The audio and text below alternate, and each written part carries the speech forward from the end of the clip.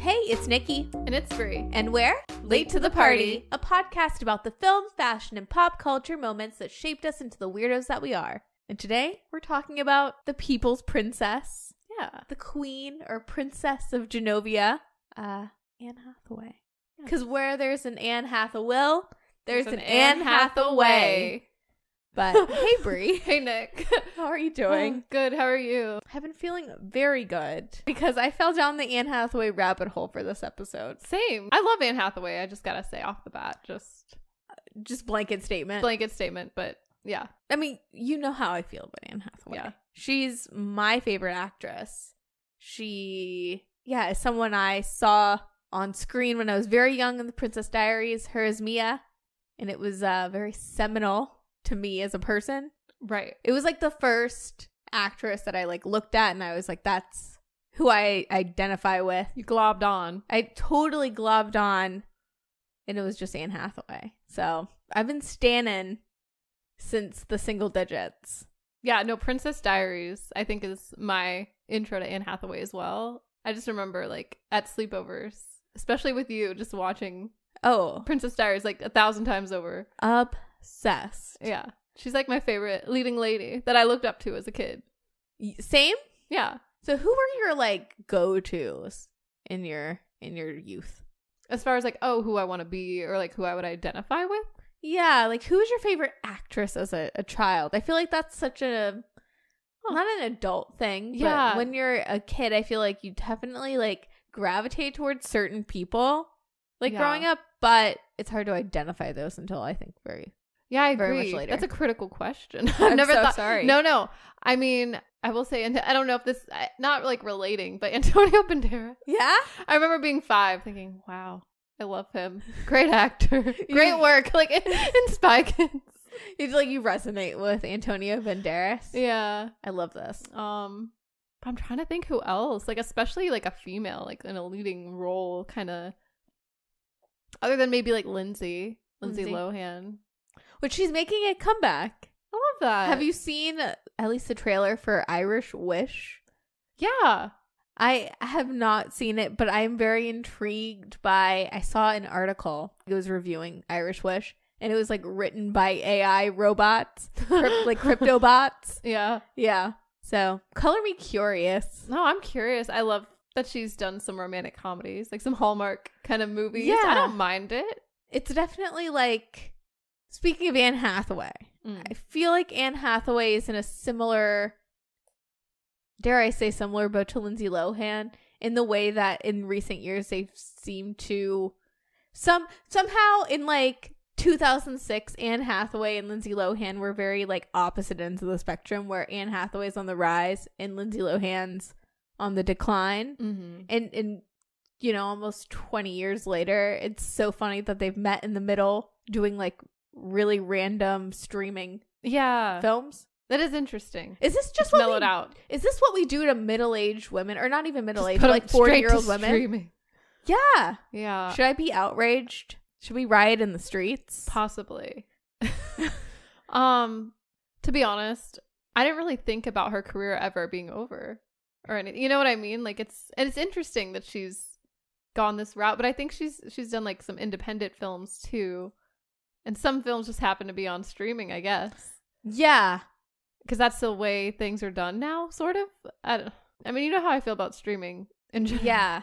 I do want to go to a movie and see Anne Hathaway on the big screen. I do at too. some point. Which, didn't Eileen? That was on the big screen. That came out and was on. Yes. Yeah. But womp womp. Sorry, I didn't mean to make this. I didn't mean to make it like so serious so quick. I'm like, let's just jump to present day. I know, right? Before we go back, let's go back to the future. Back to the future, yeah. That one John Mulaney bit where he's like talking about Back to the Future being a dumb title name. Yeah. I mean, it's a good point. I don't know. It's like in the boardroom and they're like, let's go back to the future. But I feel like that's what we're doing. So I'm so sorry. We did. We went back. We were like, we're just time jumping. But I'm trying not to go full Anne Hathaway because in my research, so we split up our research because we like looked at her almost her entire life. Yeah, this is a 20-year career Anne Hathaway has had with some ups and downs, highs and lows. Yeah. But yeah, I took the earlier years. You took more recent years. We're going to meet in the middle somehow because she's one of our faves. Our like stan Anne Hathaway on this podcast. She's the Mount Rushmore. Oh my God. Of the girlies. Okay, so who's in the Mount Rushmore? Obviously Anne Hathaway. My personal, like late to the party Mount Rushmore. Late to the party, yeah. Okay. Anne. Sandra Bullock. Ooh, yes. Cate Blanchett. Yes. We don't talk about her a lot, but Meryl Streep. We know how we feel. Meryl Streep, yeah. Is that what you were going to say? Yeah. Okay, cool. Because that's either what I was thinking. Or Kirsten Dunst. Ah, you're so right. But it can only be 4, right? Yeah. But what if in this Mount Rushmore, it is like the 4, Anne, Cate, Sandra, Meryl, but Meryl is like holding she's a baby of it's Kirsten Dunst. A Kirsten like Dunst. A statue. Yeah. Like it's carved out. I can see it. Yeah. Yeah, because she's a baby. Or it's like on her shoulder. On her shoulder. Yeah, that makes sense. I like this. Sitting atop her head like a chapeau. Oh, but what I was going to say is I'm really trying to refrain from going full Anne Hathaway because I've realized in researching her what I've identified all these years in me, is why people hate me so much. I'm also an insufferable theater kid who's always trying to steal the spotlight and talk so much and have jokes sometimes that don't land. That's so funny. But I love Anne Hathaway. I love that you love Anne Hathaway. I think I can relate to her in some ways. Like if she's like nervous in an interview or something. Like she's like, okay, I know there's so much to talk about, but like I know that we're probably going to get into the hate of it all. Oh yeah. You know, I have thoughts on that. Okay, so put a pin in it. So Anne Hathaway, or Annie, as her friends like to call her. Do not call her Anne. She will kick you to the curb. Or in that one interview, don't call her Annie when it's a professional setting. Then she's strictly Anne. Yeah. Don't get it twisted. Yeah, don't mix up your Annes and Annies. No. It's a big no-no. Definitely. I get it. Yeah. You know, you don't know her like that. Yeah. But also, if you do, don't call me. Yeah, don't use the professional name. Like, if someone, like... Don't call me Brianna. No! Oh my God, I get offended for you. Or if people spell your name with an E. Mm-hmm. Happens all the time. Ready to fight. Yeah. Like, I will go to blows if people spell your name like the G's. Thank you, Nick. You're welcome. But yeah, Anne Jacqueline Hathaway was born on November 12th, 1982. Our Scorpio queen. And she's an Academy Award winner, a BAFTA winner, Golden Globe winner, and Emmy Award winner, who, like we said, has this 20-year-old career. Mm-hmm. And she started out, her mother is a stage actress, and so she saw her mom act when she was young. She did theater, so yes, she was a theater kid. She grew up Catholic. And then later left the church because her brother's gay, and they had like blows with the church. And right, because she's an ally. Yeah, she is an ally. And Anne Hathaway actually does a lot of humanitarian work that I feel like it's overlooked. Yeah, no one talks about that. No. Well, also, just to circle back to the Anne Hathaway hate, people also didn't like that she did humanitarian work at one point. Girl can't win. So she can't win. What? Yeah, so maybe that's why we don't know. But anyway, she does it. And yeah, she started off on a really short-lived Fox show called Get Real, which was from like 1999 to 2000. And it had a young Jesse Eisenberg in it, which... Ooh. Crazy. That's fun. I feel like Anne Hathaway's career is a very like full circle moment. She's had various full circle moments in her career. Yeah. But it's funny because like Anne Hathaway hosts the 2011 Oscars. Mm-hmm. Social Networks that year. Jesse Eisenberg. They meet again. There's a lot of things. Brokeback with Jake Gyllenhaal. Mm-hmm. Love and Other Drugs. They meet again. Yeah, there's coming back. Yeah. I see what you're saying. Oh, but she does this short-lived TV show. She's auditioning, but she gets the moment of a lifetime. Her breakthrough debut role is in Princess Diaries. The Princess Diaries. Yeah. The People's Princess was born. Oh, truly. I feel like also Julie Andrews passes the torch to her, like the baton of being like, practically perfect in every way. Yes. Like the Mary Poppins, you know, like Mia starts out, you know, kind of dorky and stuff, and then she cleans up to be a princess. But I feel like Anne Hathaway, we've looked at her as like that princess since then. You know what I mean? Like that kind of just solidifies I mean, speaking of serendipitous moments, Julie Andrews, this is her, I wouldn't say comeback, but sort of comeback, because in 1997, Julie Andrews had the moment with her voice. That always bums me out. Truly. But yeah. And this was, like you said, a passing of the baton, but also Gary Marshall. Oh. This was him, because he directed The Princess Diaries, and it is like a passing of the baton from like Julia Roberts' Pretty Woman that made her a household name with that like megawatt smile and the big brown eyes and the clumsy like ingenue, you know, young actress. Yeah, someone had to fill that spot. And Anne Hathaway was right there. And she had that big smile too. And so I always think about, you were talking about that she's like the people's princess. So Gary Marshall and his casting department for The Princess Diaries, they interviewed and auditioned, according to Wikipedia, 900 actresses for the part. That's a lot. And Marshall showed his granddaughters, who were 4 at the time, what he considered the 8 most promising screen tests. They immediately liked Anne, and they said it was because she had princess hair. And she does. How does her hair look so perfect? So shiny. Aggravating.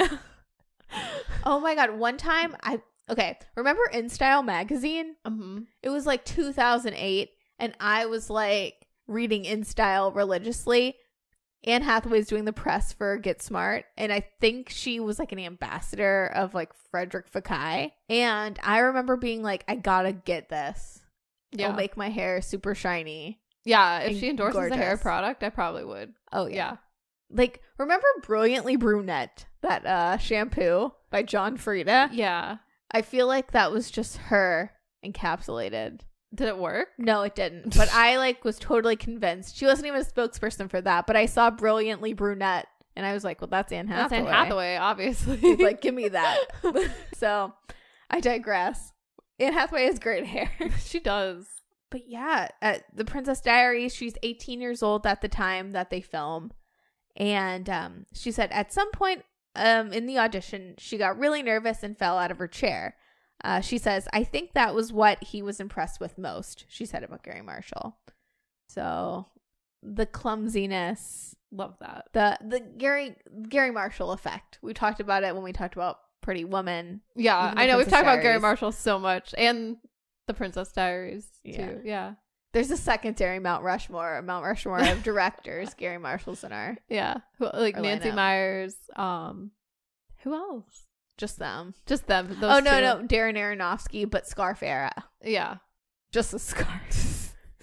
But yeah, talking about Anne Hathaway, she said, "Getting to make it and be on set every day, I get to hug Julie Andrews every day. That part was also very, very magical. Then it came out and it was received, and that part, even, by the way, was magical."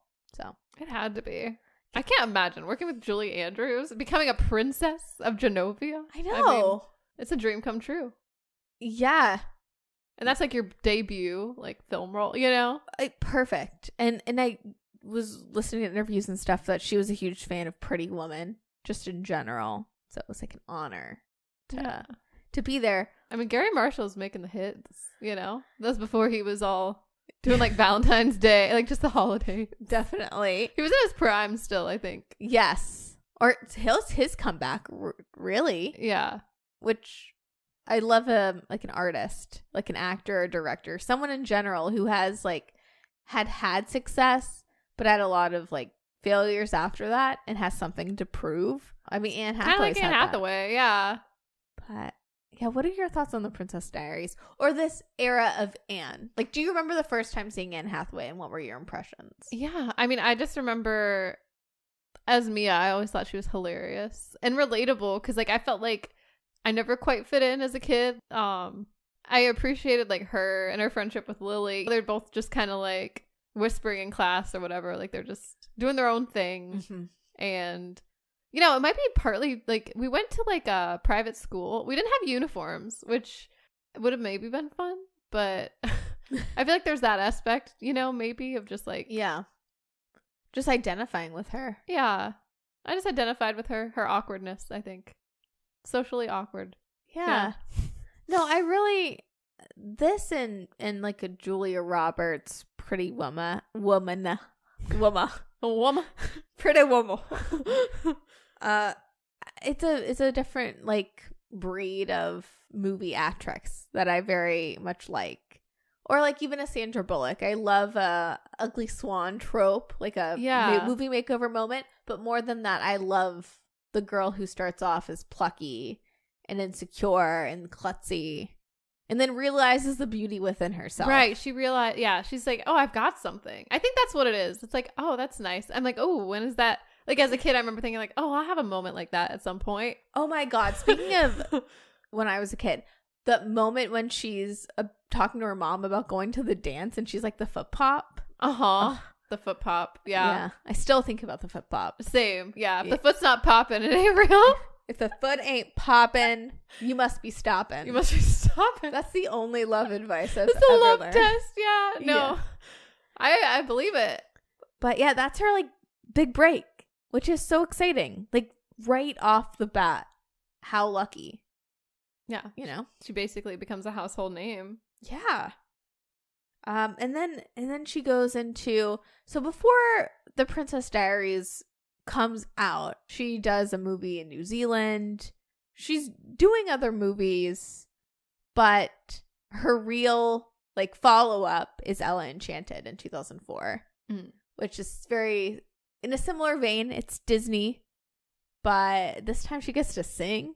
Yeah. She sings Somebody to Love by Queen. Does she wait, see, I don't remember Ella Enchanted all that much. Oh, talk about childhood. Ella Enchanted. I watched clips of it last night. It still hits. It does? Oh my gosh. We should add it to the list. Add it to the list. Hugh Dancy's in it.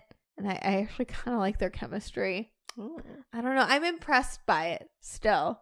I know it really pigeonholed her for a while and she didn't really love it. Yeah. But she says, after Princess Diaries, I was labeled a good girl. For the first 8 years of my career, I had to fight to get any other kind of job. And then in another interview with the Huffington Post, she said, it was hard to get into rooms to be taken seriously for roles that weren't princesses. So I think partially that was why I've tried to have as big of a range as I have. So it definitely gives her a complex. Yeah. It's around this time and around the time of the Princess Diaries royal engagement coming out, where she does have a little bit of a pretentious vibe going on. But also, mind you, she's like 20 years old. Yeah. Weren't we all pretentious? A little bit, yeah. But this is the time where like she's talking about like Nietzsche and like, I don't know, reading certain things and interviews. Yeah, and Gary I Marshall vaguely is remember this. Yeah, and Gary Marshall's like, simmer down now. Yeah. So it's like, check yourself before you wreck yourself. Which yes, again, relatable. I never minded her. I don't know. Even when she's like, quote unquote annoying or whatever, I'm like, that's just Anne. You know, that's Anne. Yeah. I don't mind. Yeah. I mean, like looking back on it, it's just she's really young, and I don't know if she was like particularly media trained, but I don't know. But she's charming. She must have some type of media training, or maybe she's just like a private person, because like there's a lot, you know, like I feel like she keeps her private life pretty private. We don't hear a lot of scandals with Anne Hathaway, or I mean, well, there's that one, but she's always very like prim and proper for the most part, I feel. Yeah, I think like a thing about growing up, where obviously Anne has this full-fledged career by the time she's 21 and she's in the spotlight. And it's different than, you know, to the average person. But I think it's similar in the way of like she's just really finding herself. Yeah. Through her, we're like seeing it in real time. I don't know if that makes any sense, but we're just seeing. Like, I remember being 18 and thinking I knew everything and being, I don't know. I think like it's always a journey, and it seems like she's gone through that journey. She said, no, I read this article. She was saying like that, like you keep growing and evolving. Like she feels like she's always changing, like and growing. Or blooming, I think is what she said. Yeah. She just bloomed in front of everyone. Yeah. And also, like, it is the Charlotte York effect, I think. Like, have you seen the discourse online of, like, people are, like, making the comparison that Samantha Jones in Sex and the City was, like, the quote-unquote promiscuous, like, slutty friend, the bad girl. And Charlotte was the good girl. Yeah, and she looks like Anne Hathaway. Yeah, totally. And I'm just gonna make this all about me. I'm like, and also people have said I'm a Charlotte when I'm definitely a Carrie. But the discourse has been Charlotte is actually just as much of a hoe as Samantha. Yeah. She's sleeping with just as like many men, you know, she's putting herself out there in that way. It's just how you present, which it's a mix of like how you present look. as a hoe. Yeah.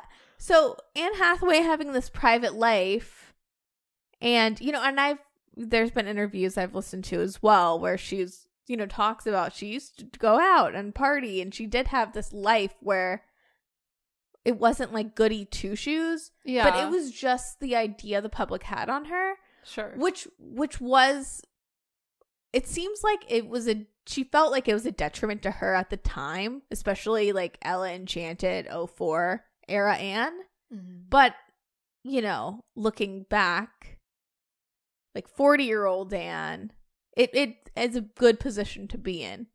Like, you'd rather, I think, not to put words in her mouth, but you'd rather have that reputation than be able to live that private life and do whatever you want than to feel like, speaking of Lindsay, this like already put on you that you have the potential to be a bad girl. That's why Hilary Duff could like visibly go through her party era and then unscathed, where Lindsay, we saw, you know, right? People just, if you're labeled as a good girl, it can seem like it hurts you, but it actually, like, in the long run probably helps you. Yeah. No, I agree. I was thinking about that. I'm like, it probably does actually help, but I could see how it would pigeonhole you. Like, I could see, like, from an actor's standpoint, how that would be frustrating if you're trying to break through, like, have different roles and like challenge yourself, and you're like, oh, another like, just like eye roll and like, oh, like, whatever, this is easy. Like, but the good thing about Anne is it makes her better.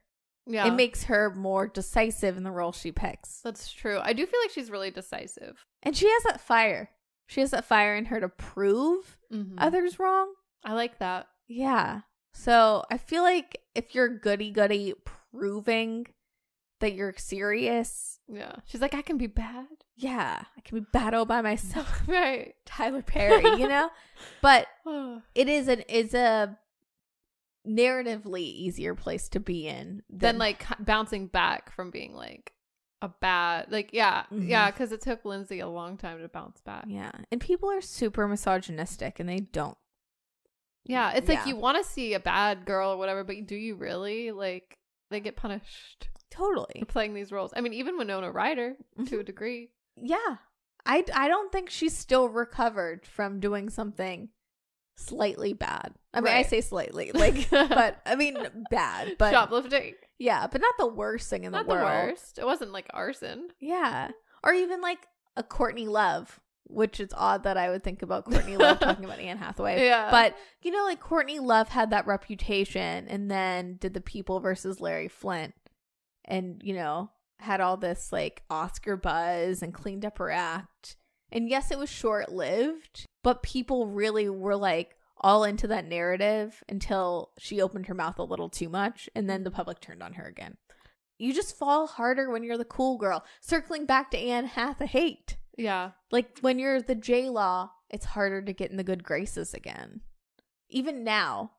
Besides the, like, rollification of her look, it's harder for her to bounce back. Like, of course, we have no hard feelings, but I think it's harder for her in the sense that she got labeled as a cool girl very early on and people got tired of that shtick.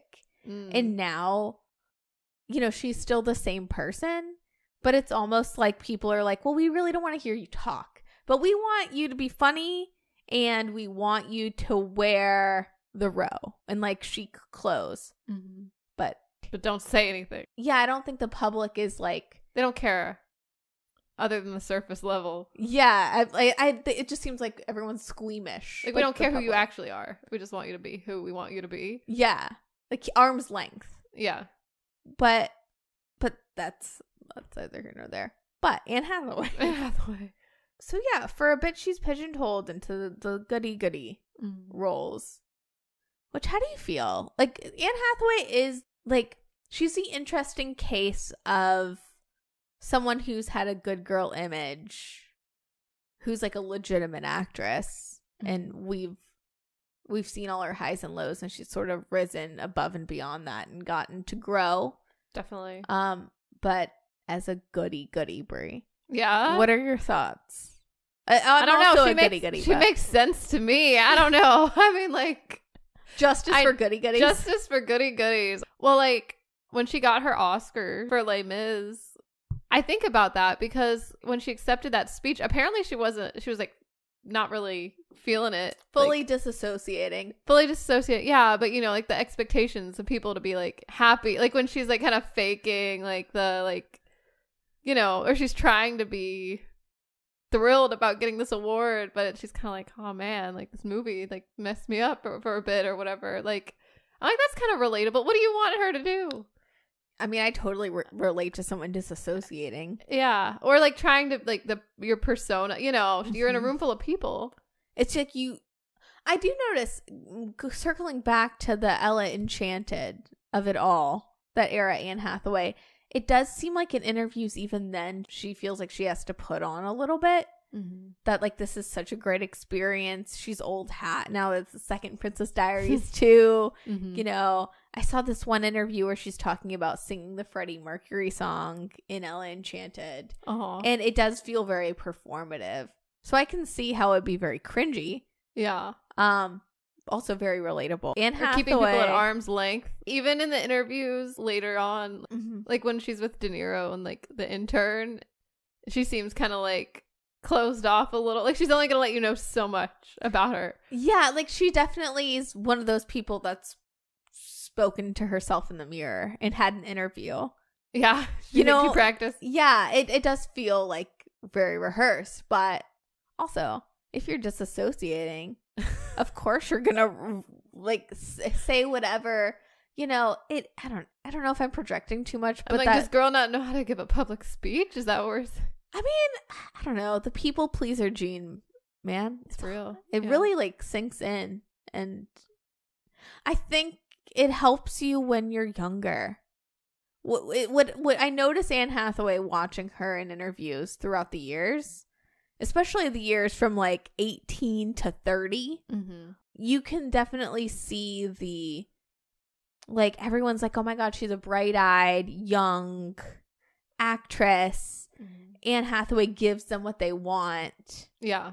Then she wants to be taken seriously, but also feels this, it seems in interviews, she's like, wants to be taken seriously, but like also wants to give them what they want to a degree that seems performative. Yeah. But that's fine. I get it though. Yeah, I'm like, oh, that's really No, me too. I'm like, I don't know. What a people pleaser. It's annoying, but I'm like, like, oh, is that? I'm like, oh no, is that why I relate? Well, and I think maybe I am projecting a little bit because Brie. Yeah. The older I get, have you also noticed this? But the older I get, the more I can see that lose its shine. That people pleaser. Like how it's not as cute. Gene is not as cute. Yeah. And I think watching Anne Hathaway interviews, I see that also play out a little. Yeah. Where like the interviewer, she thinks she's a little too buddy or a little too mature, and they recoil. Or she says something that probably at 18 would have gotten her like, oh, you're really cute, like a zinger laugh that like doesn't anymore. It's like cricket. Yeah, no, I like going down this Anne Hathaway rabbit hole. I saw it happen, and then I had to look deep in my heart and be like, oh gosh. Like, look in a mirror. Because you hit 25, yeah, and certain things lose its shine. Yeah, I think you're right. It's a PSA. You have to. Anne Hathaway is a PSA. Yeah, well, she figured it out for sure. People love her again, so yeah, whatever. Good. Which I never stopped loving her. Same. But anyway, so after this, she stars in Brokeback Mountain. Right. And then, of course, The Devil Wears Prada. My favorite movie of all time. I don't know. I was going to say one of the greatest films of all time. I mean, it's good. And Anne does such a great job portraying Andy Sachs and holding her own against Meryl Streep. I know. And I feel like she does, like, some of these roles she plays are kind of like girl next door. Mm-hmm. So you can kind of, you're already relating. Yeah. But she's very serious. The director of Devil Wears Prada even mentions that she's so serious sometimes, even filming Devil Wears Prada. Like, she'd be so into it and make her physically sick. Dang. Which also relatable. Yeah. But that's the first. She's like, actually, Andy. Yeah. She's like, I will do anything to get this job. Anything. But yeah, The Devil Wears Prada and Brokeback Mountain change her career a little bit. She's getting more of that respect. Also, like, The Devil Wears Prada is one of those films that I could talk about ad nauseum. Same. But also, it's very interesting in the fact that it's a movie that's like a lighthearted comedy. The same thing Anne Hathaway's done, but obviously it's elevated by the fashion and the music and Meryl Streep. But who would have thought when Anne Hathaway signed on that this, like, quote unquote fluffy movie would kind of have a whole life of its own? Yeah. Like, it could have just been like a Bride Wars or whatever, like later on in her career. But it's like, it's her second big break. It is. No, she's one of the best parts of that movie. I don't think anyone else could. But yeah, she was very shaped by Meryl, and she's also dabbling in being a little bit of a fashion girl. I love Anne being a fashion girly. Same. Andy Sachs might not know how to spell Gabbana, but Anne Hathaway sure can wear some fashion. She says, working with Meryl, when I met her, she gave me a huge hug. I'm like, oh my God, we're going to have the best time in this movie. And then she's like, sweetie, that's the last time that I'm nice to you. She then went into her trailer and came out the Ice Queen. And that was really the last I saw of Meryl for months until we promoted the film. I love it. Well, what do you think about this era of Anne Devil Wears Prada? I mean, she had me in Devil Wears Prada. I didn't see Brokeback Mountain. I didn't realize she was in that movie till like later on. But knowing that makes me want to see it. It's still on the list. Devil Wears Prada, like, I don't know. I feel like that movie impacted me. I love the message. I don't know. It was Andy's ambition, which I think is reflected in Hathaway. Yeah. She has a lot of ambition. She does. Which ambition is not a bad word. No, it's not. Oh, so during this time in Anne Hathaway's life, she is dating, how would you say, a con man? Which I don't understand the statements she's made about this guy, about him being like drop dead gorgeous or whatever she's saying. She was head over heels. It was love at first. Like, I get it, but like I get falling in love, but like I don't think he's like that attractive. I'm sorry, Anne. A girl is Delulu is what I think. She's in love. She doesn't care who knows it. She doesn't. But yeah, I'd like to call this section of Anne Hathaway's life the Princess and the Con Man. So she was dating Raffaello Fileri, who, okay, looks like Italian Zach Braff. He does, 100%. Like Zach Braff now, and that man was 25. Yeah. No, really. But maybe I'm just biased because I know how the story ends. But yeah, they meet in 2004 and they start dating, and they date until about 2008. Okay, so she tells Vanity Fair it was totally love at first sight. He is so good looking. He looks like a god. See, that I don't know. That's what I'm talking about. Like, that's a delusion. She also says, my boyfriend is incredible in a lot of ways, but when it comes to his charity, one of the most untouted aphrodisiacs in the world is charity work. Okay, that's what gets her. She's like, ooh, I love giving to charity. So that's what she tells Harper's Bazaar in 2007. But Brie, you know what she also says in that interview? What? Seriously, you want a girl to be impressed? Vaccinate some kids. Build a house. You heard it, fellas. That's what you got to do to impress your ladies. Yes. Yeah. Thoughts on that quote? I mean, being a humanitarian, like, I get what she's saying. So would you be wrapped up in, because he is also known as the Vatican. I get it. Oh yeah, because he claims to have ties with the church and the Pope, wears Pope robes, stays at the Trump Tower. He's rich. I mean, he's got the money. He's got the money, but he gives it away. Yes. What a good fella. He takes good her fella. Good fella, yeah. Oh my like God. private jets. Glamorous. You know, they're traipsing around the world, doing humanitarian work and having lavish, you know, events and going to great places. Would you, like, I understand being very wrapped up in a lifestyle like that. Yeah, duh. I mean, GLAMOROUS. She was inspired. Riding first class up in the sky on a jet plane.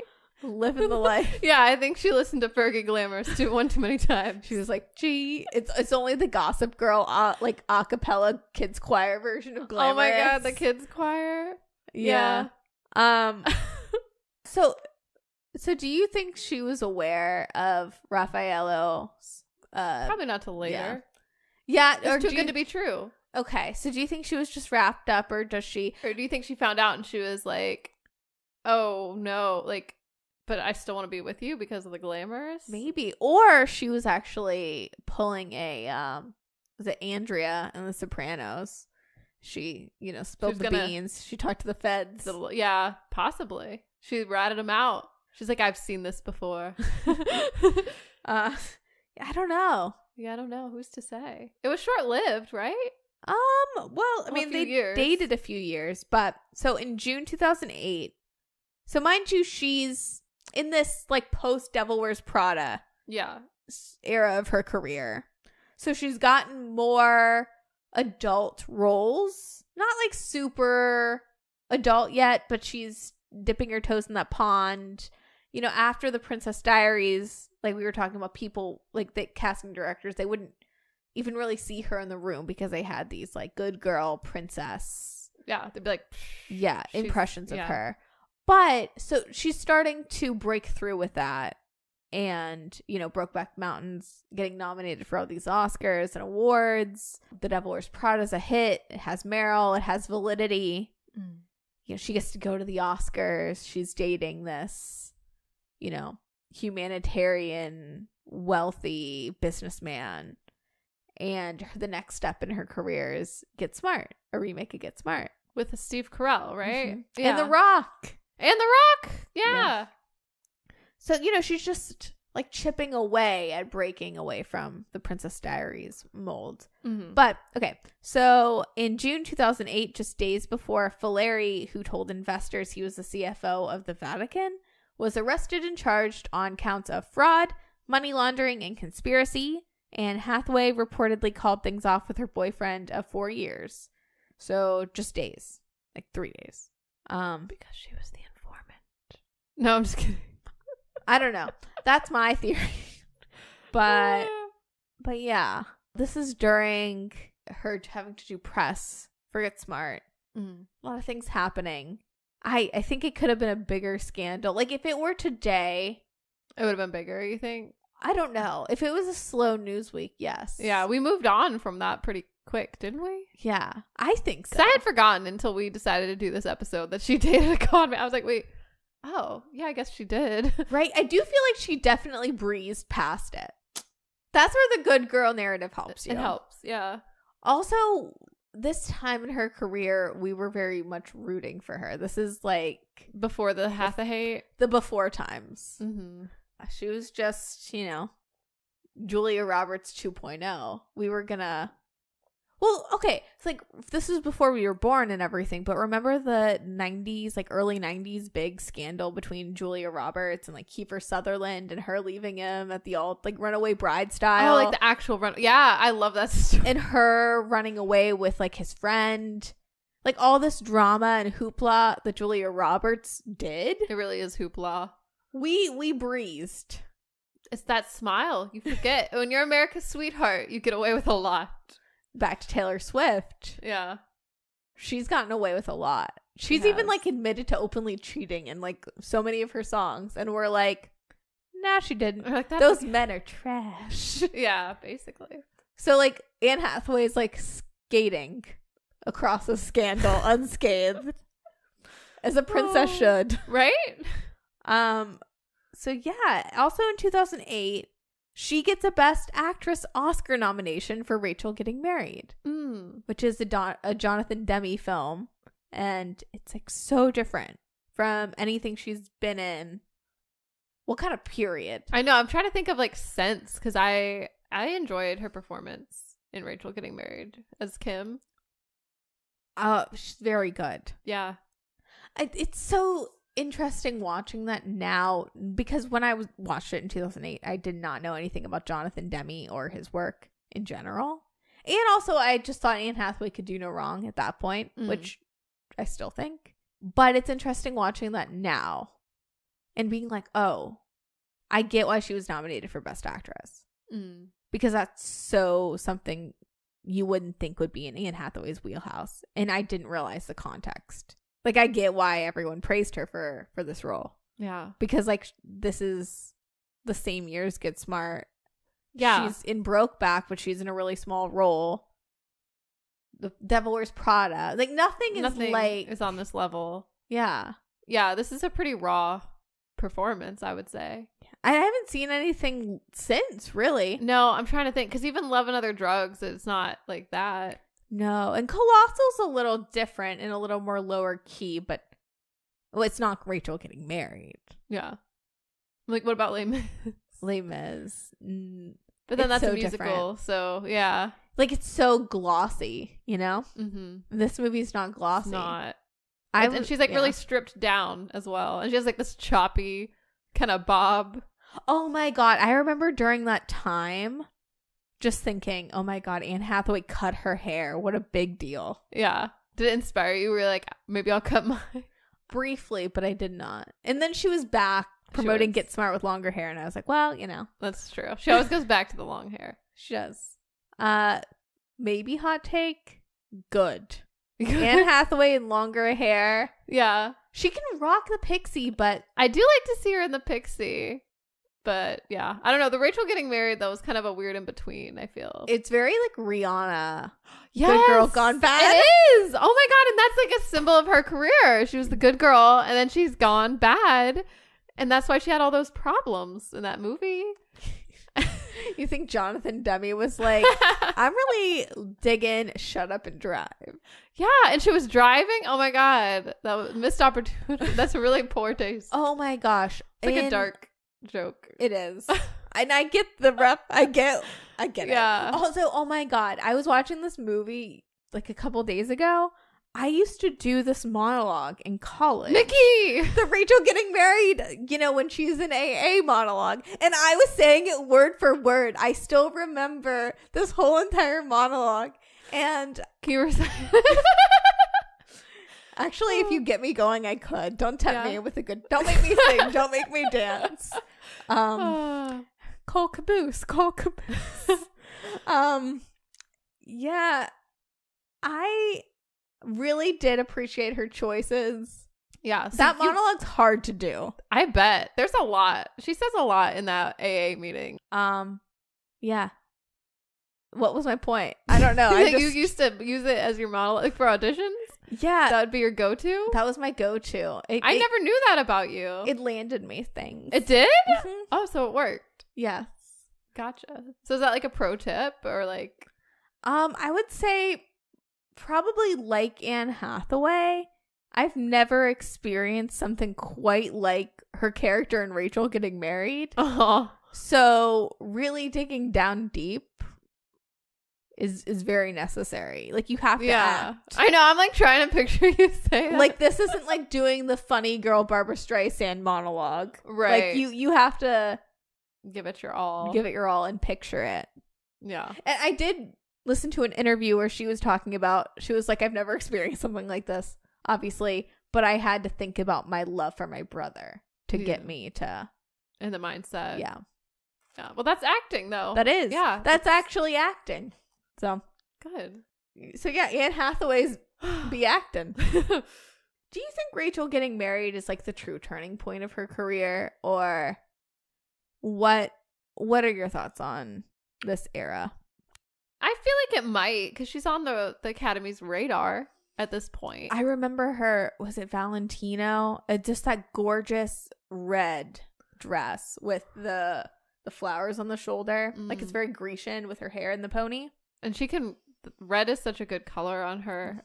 She must be a winter. She's a winter. Yeah. I love her in a good gown. Gowns. Beautiful gowns. I know we just talked about the Oscars, and that's all I can think of is Aretha Franklin. Yeah. I think this probably was a turning point, because I don't think we've ever seen her, like, as an actor, like, break down. Like, I think we got to see a lot of range from her that we didn't in her previous roles. So yeah, I think it's maybe opened people's minds up to be like, oh, maybe she could be a serious actor. Oh, okay. Yeah. You know, take her a little more seriously. I think it also helps that it's a little more of an indie film. Yeah. Too. It's like, hey, Oscars. Hey, people. I can act. I'm serious, and I'm not about, like, it doesn't have to be glossy. Yeah. Ironically, she does win her Oscar for a very glossy film. That's true, yeah. But I like it when she's not glossy. Yeah, because a lot of her roles are pretty glossy. Yeah. Especially up until that point. So in this Oscar race, she is up against, for Best Actress, Amy Adams. Oh, no. That's for Les Mis. Scratch that. I do think, is this the same year Amy Adams is nominated for Doubt? Is it? Did they meet again? Amy Adams and Hathaway? Maybe. Because that would have been the year Kate Winslet wins. No, that's the year after. No, or is it this year? No, it's this year, because Hugh Jackman's the host. And, you know, he does that, like, opening monologue where he's like, the reader, no one's seen the reader. And then he's like, Slumdog Millionaire. Yeah. Harvey Milk. I got like, the sings. milk. Does he sing? And Anne Hathaway goes on stage and sings. And people really loved it then. Yeah. It's funny, the things we love about these female ingenues, we turn against later. I know, right? But, well, whatevs. Just whatevs. Whatever. The Oscars. Yeah. I liked that monologue. I did too. It was great. I know you brought it up a couple times. Yeah. And I've kind of didn't have an opinion on it then, and I apologize. I watched it again. Hugh Jackman should host the Oscars again. Thank you. Just for that, like, opening monologue alone. Yeah, if he did something like that again, I'd love to see it. So yeah, after Rachel getting married, she kind of goes back to her, like, rom-com ways. She's in Bride Wars in 2009 with Kate Hudson, which I remember seeing, and I liked it, question mark.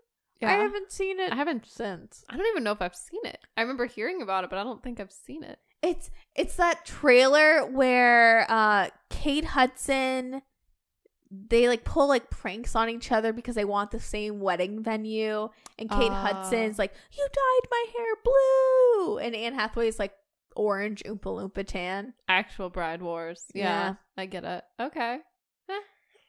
We're like, neither here nor there. Neither here nor there. And she does. She reunites with Gary Marshall for Valentine's Day, which I do enjoy more than the other holidays. And also she's paired with, in the movie, Topher Grace, and I think Topher Grace is like male Anne Hathaway. Yeah. They're very compatible, like, same energies, in my opinion. I think so. Yeah. I forgot she was in Valentine's Day, though, if I'm going to be... There's so many people. So many people. It's a lot to keep up with. It's like New Year's. Like that film. Name the cast. New Year's Eve. I can't. But yeah, Valentine's Day, and in 2010, she's also in Alice in Wonderland, which makes a crap load of money. Yeah. And she's the White Queen. She's gorgeous. She's got the like icy blonde, like the platinum hair. What are our thoughts on Anne Hathaway with blonde hair? Okay, so upon my research, I didn't know this, that people really love when Anne Hathaway goes blonde. Yeah, I've noticed that too in my research. Like, what? Okay, thank you for making me feel a little more validated, because in Anne Hathaway's career, every time she's blonde, I don't think to myself, ooh, it's about to be a good Anne Hathaway role. That's never crossed my mind. Wait a minute. When she was like playing like in The Witches, was that blonde too? Yeah, no, she was blonde in that one, which is not horrible, but not like her best work. She didn't get praised. Yeah. Yeah, maybe there's a curse with the blonde hair. I don't know. Yeah. I don't know. Miss me on it. Like, she's never making her best work when she's blonde. Yeah. That's revisionist history. Like, wild. But anyway, she's blonde and she's blonde. Alice in Wonderland. But then, so that was kind of the interesting middle period post-Oscar nomination. But in late 2010, she is in Love and Other Drugs with Jake Gyllenhaal, speaking of Brokeback. So they're reunited. They're super naked in Love and Other Drugs. They were super naked. I wasn't ready. I don't think I've ever seen that much Anne Hathaway nudity. Yes. I was shook. Yeah. Okay. What did you think of Love and Other Drugs? I enjoyed it. I mean, it's at first, like in the very beginning, I'm not gonna lie, I was a little uninterested because I'm like, where's Anne? Yeah. And I was like, okay, is this all about Jake Gyllenhaal? Like, whatever. Like, I'm not like he's attractive. And I enjoyed his, like, it's kind of funny that he's working this electronic shop because we don't really see shops like that anymore. Yeah. It's like very stuck in a time. It's set in 1996, which I always forget about. Okay, because it looks so modern. Yeah. And then I'm confused because I'm like, why is he selling flip phones? Was this made in like 2002? Or like, when was this? Like, but I'm like, wait, the movie came out, like, I thought in like the 2010s. And I was like trying to think about it, but everything looks so HD the way it's filmed. And so I'm like, wait a minute, why is he holding this stereo and trying to sell this like stereo to these girls? He's like, oh, you can hold it on your shoulder. It's lightweight. And I'm like, wait, what? I'm very confused. I'm like, wait, these were obsolete. Or am I remembering history wrong? Like, it really messed me up. Oh my God.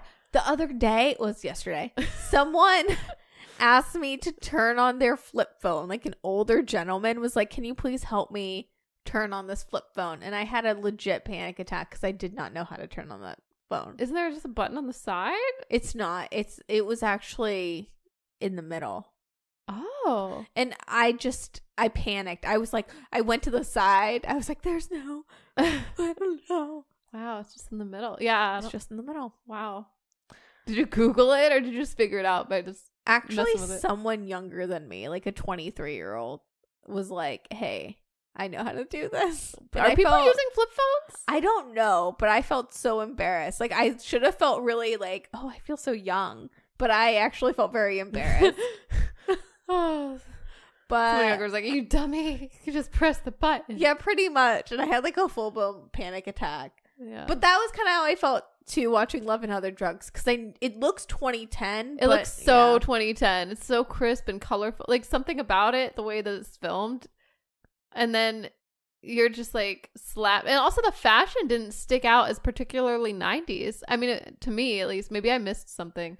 But it was very generic. Maybe it's because they're naked half the time. So I don't know what they're wearing. It's true. I feel like it is 90s in the way that it's like it's so low key. So low key. It doesn't, I don't know. Totally went over my head. And then like later, finding that out, I'm like, oh, that makes sense. Yeah. Maybe I just didn't want to look up too much about the movie beforehand. I wanted to go in blind. Well, and it's also like, what, you're gonna be like, when was Viagra invented? Like, yeah, that whole part I didn't understand. And I think, who was it? Is it Josh Gad? Yeah. I don't know. Him being there made me think like this is a 2010s film. Oh my gosh, Josh Gad had a run. He did, right? Films, yeah. Which I thought he was Jack Black for a hot second. I'm not gonna lie, I was confused. I'm like, who is this guy? Why is his face so familiar? Because I'm like, wait, no, it's not quite. That's not Jack Black. Is Josh Gad the 2010s Jack Black? Is he? Maybe. I don't know. Food for thought. But yeah, Love and Other Drugs. Sorry. Love and Other Drugs. Very naked. Yeah, I think this maybe also shook things up for her career because it is like. I mean, it's very different than Rachel getting married. There are like emotions in this movie, but she's also like playing, I guess, like another like bad girl kind of role. Like, you know, like I will say it's always startling to see her curse on screen. Yeah. I'm so used to her being with that princess, like just that mindset, because I haven't been exposed to a lot of these kind of Anne Hathaway films, you know? Yeah. So when she's like, what does she say to him? She's like, you can go. She doesn't say go fuck yourself. What does she say? Oh, you know what I'm talking about? When she flips him off in the parking lot, she says something like, oh, yeah. like that's none of your damn business or something. She doesn't say that. She's very feisty. Very feisty, very angsty. She's like a free spirit in this, which is, I like it. it's like a different flavor of Anne Hathaway. But I enjoyed it. I like Love and Other Drugs. Yeah. And I like her chemistry with Jake Gyllenhaal. It made me shed a tear. Yeah. Towards the end. Yeah. Yeah. Oh, yeah. The end did get me a little. Yeah. It made me believe in love again. I think that's what it's all about. Yeah. No, I was charmed by it. But it is interesting, to your point a little bit. Like, she definitely had the, like, Oscar buzz in the I'm a Serious Actress flip with Rachel getting married. But then afterwards, she kind of resumes whatever trajectory she was on before that. It, like, Get Smart. Like, I always forget about Rachel getting married because I think of, like, Get Smart, Bride Wars, Valentine's Day, all in this, like, sweep. Yeah. But she does have that break where she gives this, like, banging performance. And then Love and Other Drugs is, like, sort of Oscar baity, but it definitely gets a lot of press. I remember at the time, like, she was on Entertainment Weekly and hosting SNL and making jokes about being naked with Jake Gyllenhaal. So, she gets a lot of publicity for it. Publicity. Yes. No Oscars buzz, but publicity. And this is also around the same time that she turns 30. So, you know what that means? Her life is over. No, actually, she's still very young, and it's just beginning. This is like peak Anne Hathaway. So in 2011, she has a movie called One Day come out, which they're doing like a remake of that on Netflix. Wait, they are? Why? Is she involved? She is not, but it's the guy in White Lotus season 2. Okay, I still gotta watch season 2. Okay, I keep hearing have you about done this guy. season 1 yet? I will almost. I think I just have like another maybe. I can't wait to talk to you about. Yeah, I know. But season 2 is the goods. I know. You keep telling me season 2, and I'm like, oh no, I don't know what you mean. I need to see this. How do you feel about Aubrey Plaza? I love Aubrey Plaza. Is she in season 2? How do you feel about Michael Imperioli? I don't know. Well, you're gonna love him. But he makes me feel safe. I don't know. I love this man. Have you seen his Architectural Digest? This is a tangent. This won't make the edit. But like, and I'll talk about it more. All of a sudden, it's a Michael Imperioli episode. It's like, forget Anne Hathaway. Okay, there's a picture of him in as his character in The Sopranos. There's like a scene where he's in like a neck brace, and it's like an iconic scene with a neck brace and glasses. Ooh. Ben found a print, and I legit want it. Like, that's how much I love this man. Like, I I want him to be hung in my house. Well, if you love him, I'm sure I'll love him too. I hope to meet him one day. You just see a mural next time of Michael Imperioli. It's like on our entire That's background. my Rushmore. Mount Rushmore. It's Anne Hathaway, Michael Imperioli. Yeah. Yeah. Just those two. Just those two. I like it. Gotta hurry up, Brie. I'm just taking my sweet time. I'm like, let's divvy this up in half. I feel like she just has such a build up. Doesn't in One Day, isn't that like her directorial or not directorial? She did not direct One Day, but excuse me, sorry. Is this the Dirty Shirley getting me? No, what I mean to say is like as a producer, it's her foray into producing. I believe that's when she like dabbles. Right, because is she married to? Is it Josh? John? Adam Schulman. I'm sorry. I'm like, he's not. I'm like, he's not the con man. I don't know him. No, he seems like a lovely man. John. Well, no, you know, it's close. Adam. It is, right? Yeah, I think it's Adam Schulman. No. This is me gaslighting you. Oh, Adam, I'm sorry. I don't know why that name is like off my list. You're like Adam and Eve, more like Adam and Steve. But like in a good way. Yes. Like, that's the gay agenda. The gay agenda, yeah. This is Anne Hathaway and her family at the Catholic Church. This isn't Adam and Eve. This is Adam and Steve. Let's go, guys. Let's leave. Yeah, I like that. That really makes a statement. Does. But Adam Schulman, she's married to him at this point, right? I think because she's about to. Okay, yeah, they're together. They're because together. I think he did some producing as well on one day. On one day, I think so. I mean, I always doubt myself when I'm like saying facts. I'm just like, I'm interested now. Oh, I found my article that I had saved. It says her foray into producing in 2014. This was an article in 2014, but it says she donned 2 hats for the Sundance film song. Wait, oh, never mind. It's song 1 and not one day. You know what? All right, I'm gonna have to cut that out. Like, Nikki, you're talking too much. It is time for me to talk. I know. 2014. You're like, let's skip her winning the Oscar. Let's get right down to it. No, I don't want to skip her winning the Oscar. I just saw one, and there's 2 words, and one day, song 1. They're both 2-word titles with the word 1 in there. I get it. It's trying to trip me up. It's on purpose. Anne Hathaway did this on purpose. Yeah, she did. It's all her fault. And that's why I have to hate her. Yes. That was the half the hate. Everyone was like, she didn't produce one day. Yeah, that was my mistake. Canceled. Anyway, I'm sorry. Continue your piece, Nick. I will hold. Oh, so she's in one day. But also in 2011, she hosts the Oscars with James Franco. I love this. Okay, I do too. I've always loved it. I understand why it's cringe and why it's not good, but I still love it. I thought it was good. I don't care. Where's the dad? That opening monologue?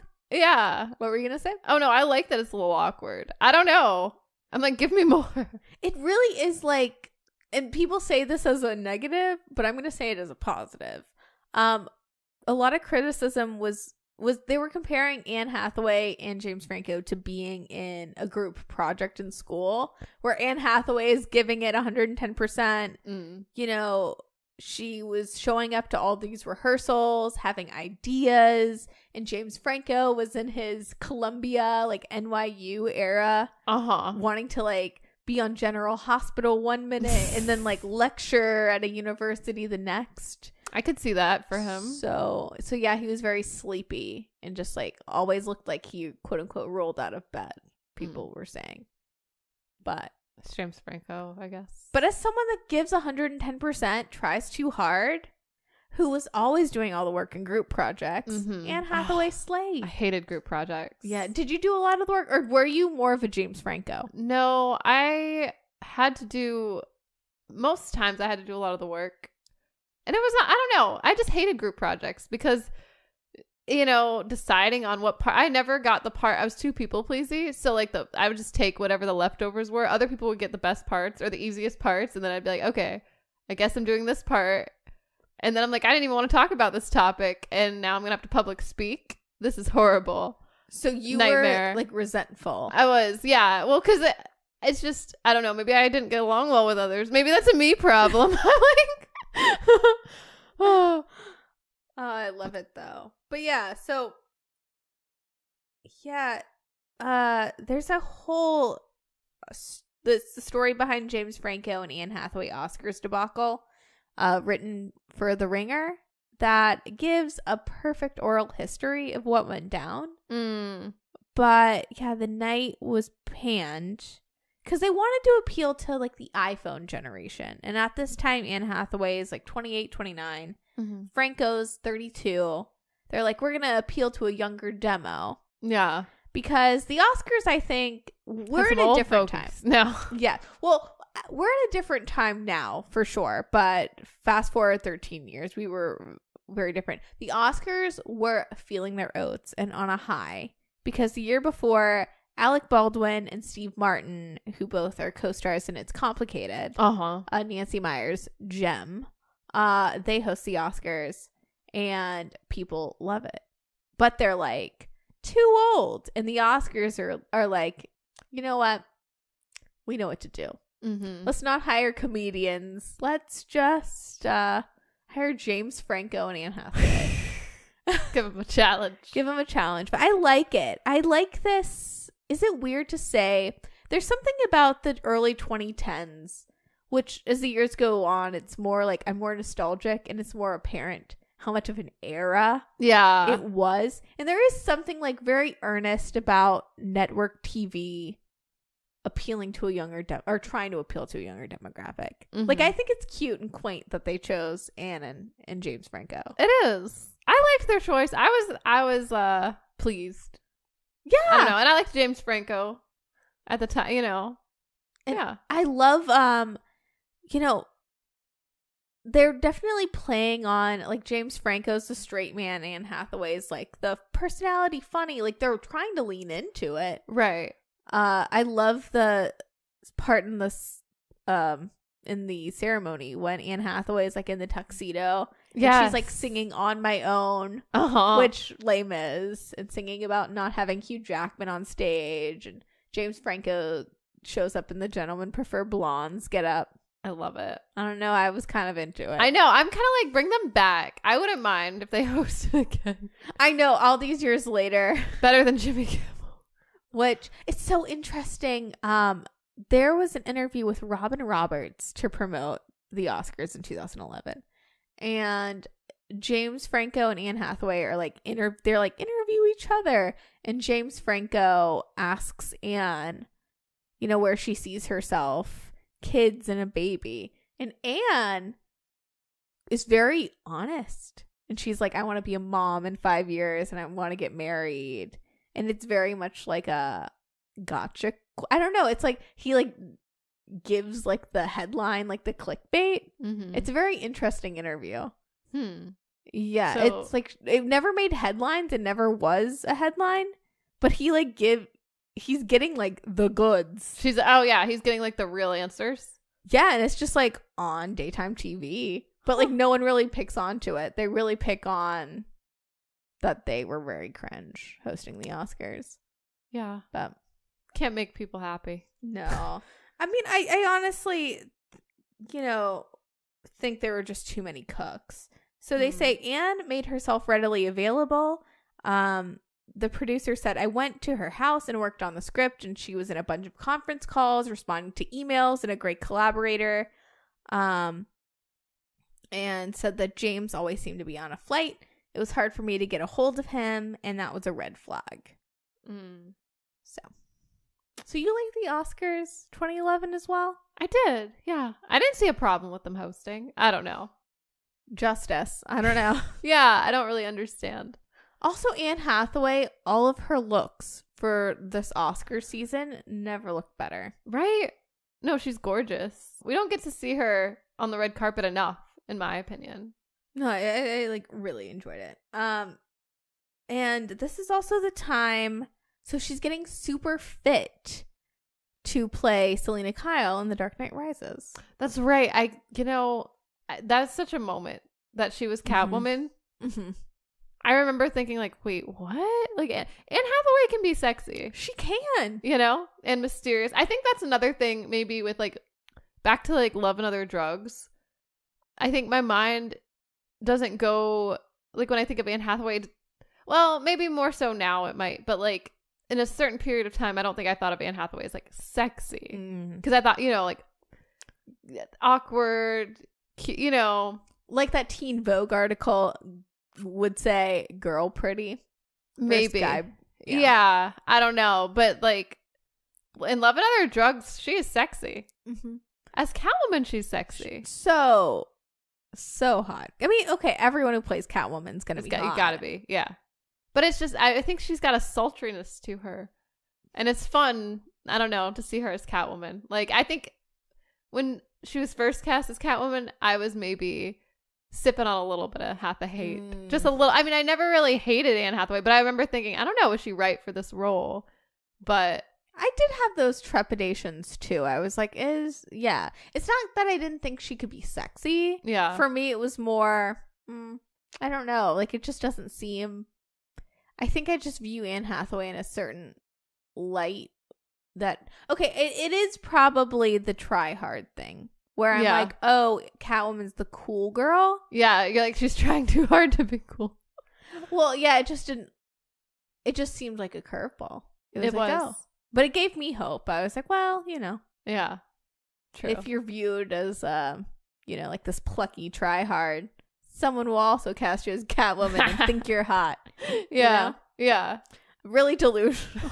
Just like where there's Anne Hathaway, there's an Anne Hathaway. But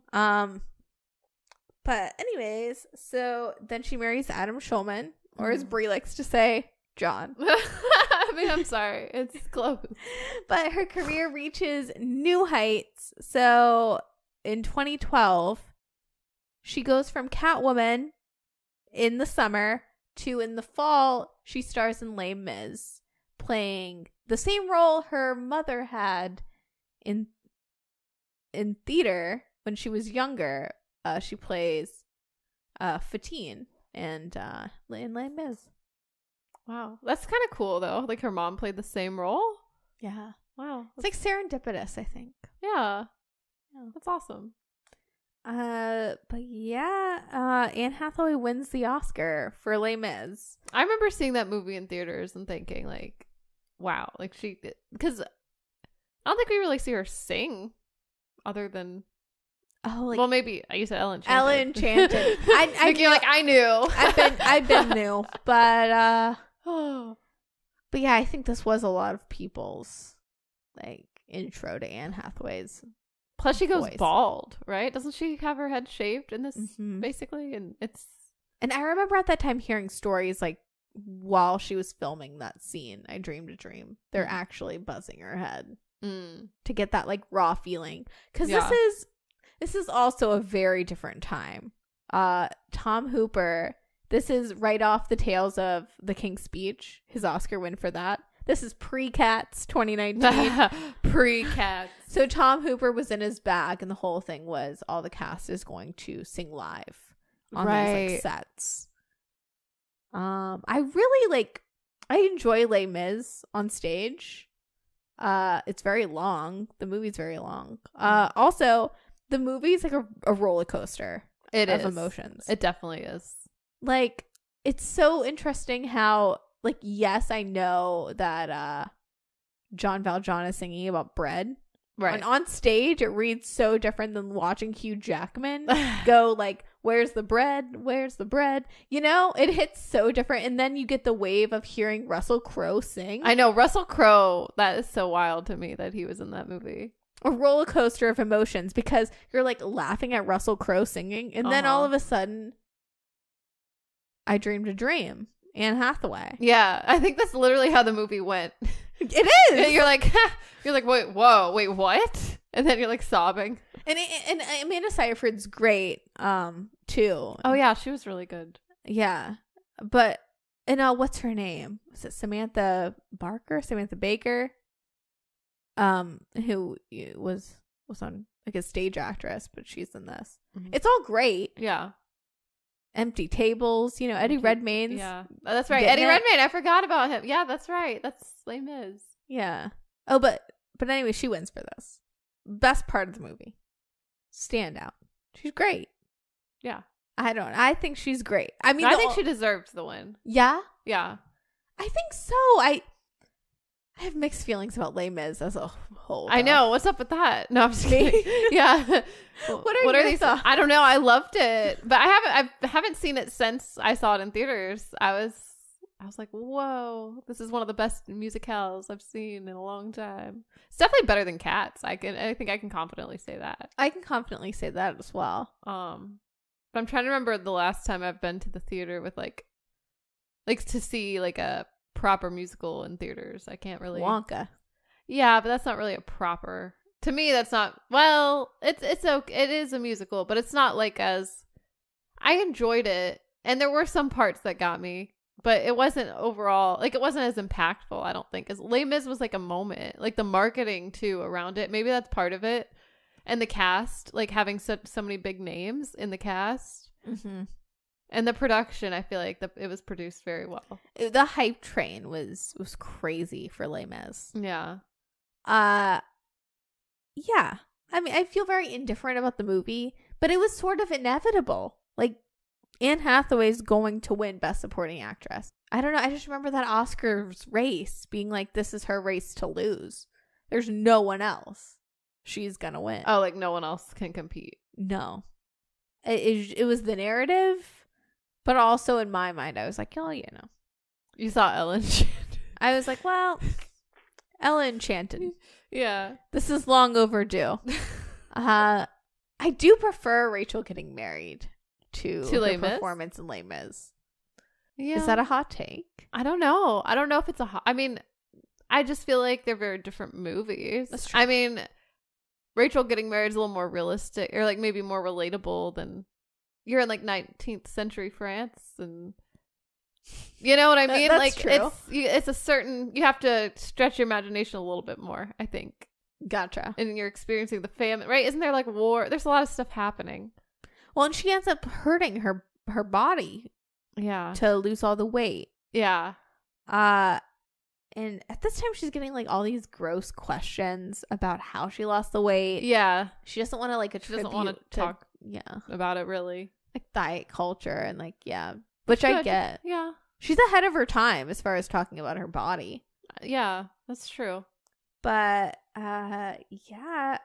She's against, it really was her race to lose. Her fellow nominees for Best Supporting Actress this year are Amy Adams, Sally Field, Helen Hunt, and Jackie Weaver, which all amazing actresses, but it's Anne. Yeah. She also wears this beautiful Prada sheath dress. That's like ballerina pink. It looks like Audrey Hepburn mixed with Grace Kelly. I like it. Yeah. Even if her nipples are a little pointy. I like the pointy nipples. I don't think it was that bad. I don't know why I like the pointy nipples, but I do. Because they mean business. They're direct.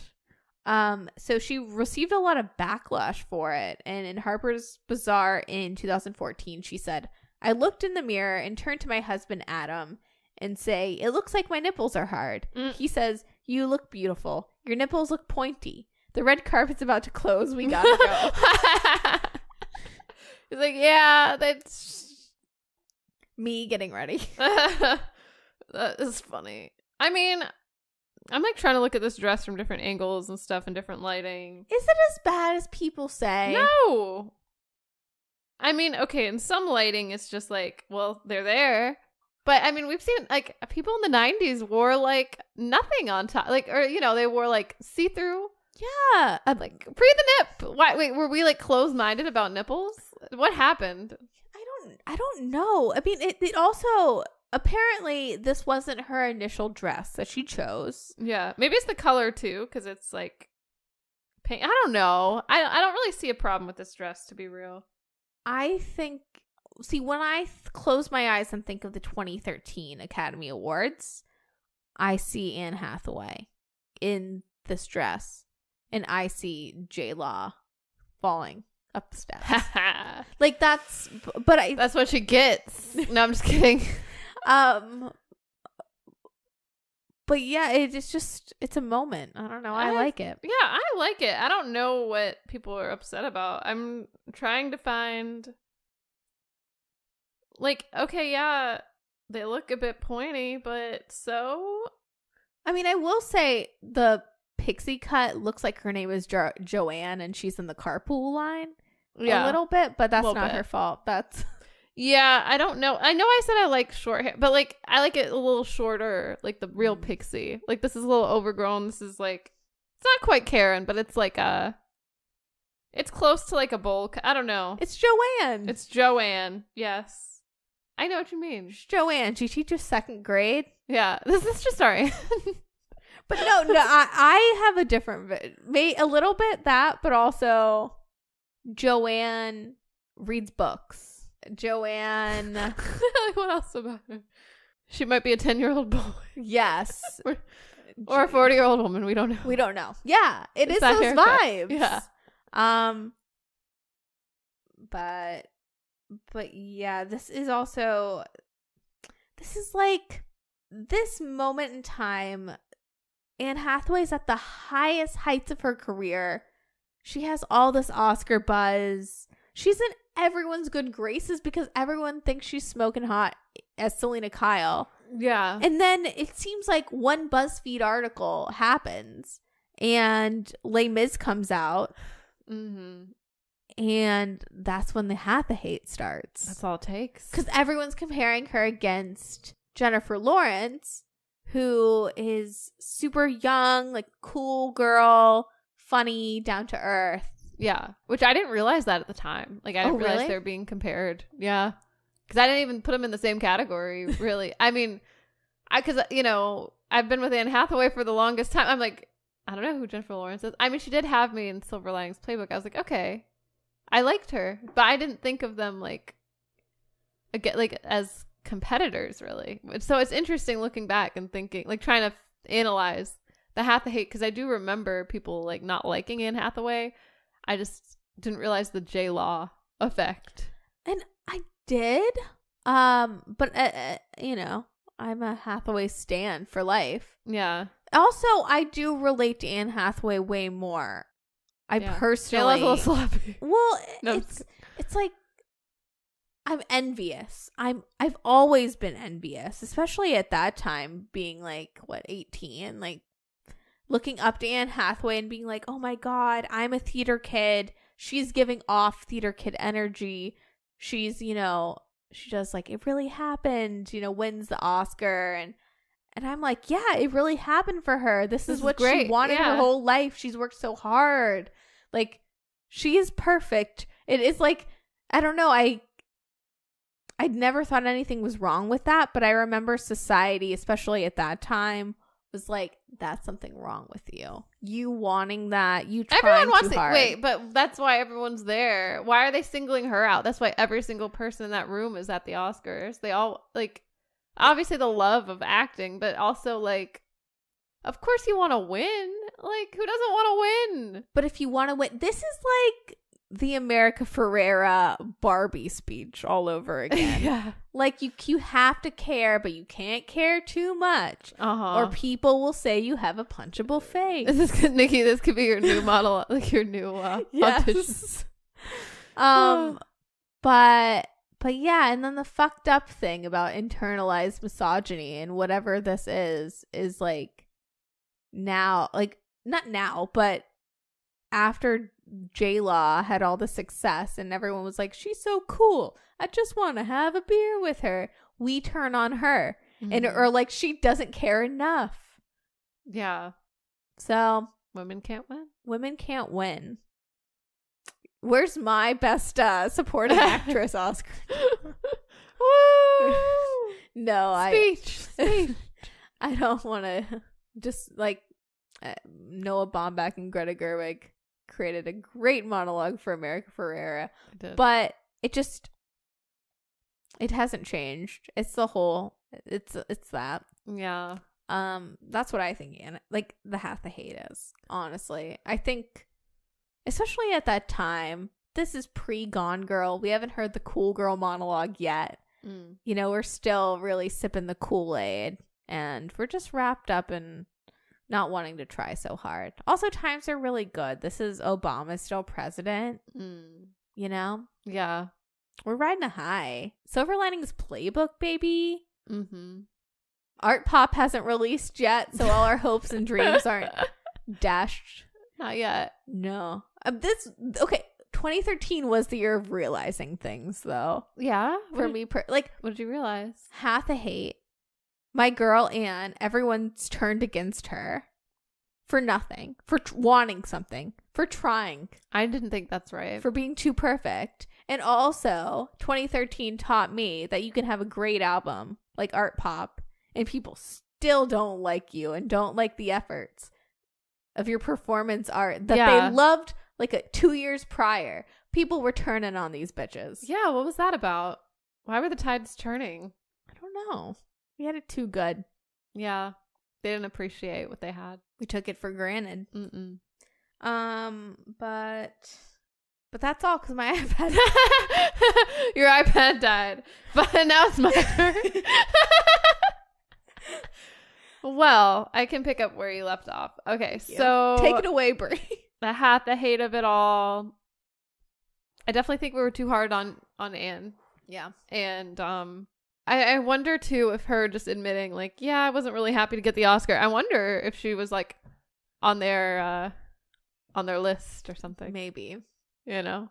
Maybe not blacklisted, but maybe the people viewed that as being ungrateful or something. But I don't know. I don't know. I think it's a really tough position for her to be in because it's one thing to not like someone based on what they do. Yeah. But it's another thing to just get a lot of hate piled on you for things. Like, just we hate your essence. Just like for trying too hard. I don't know.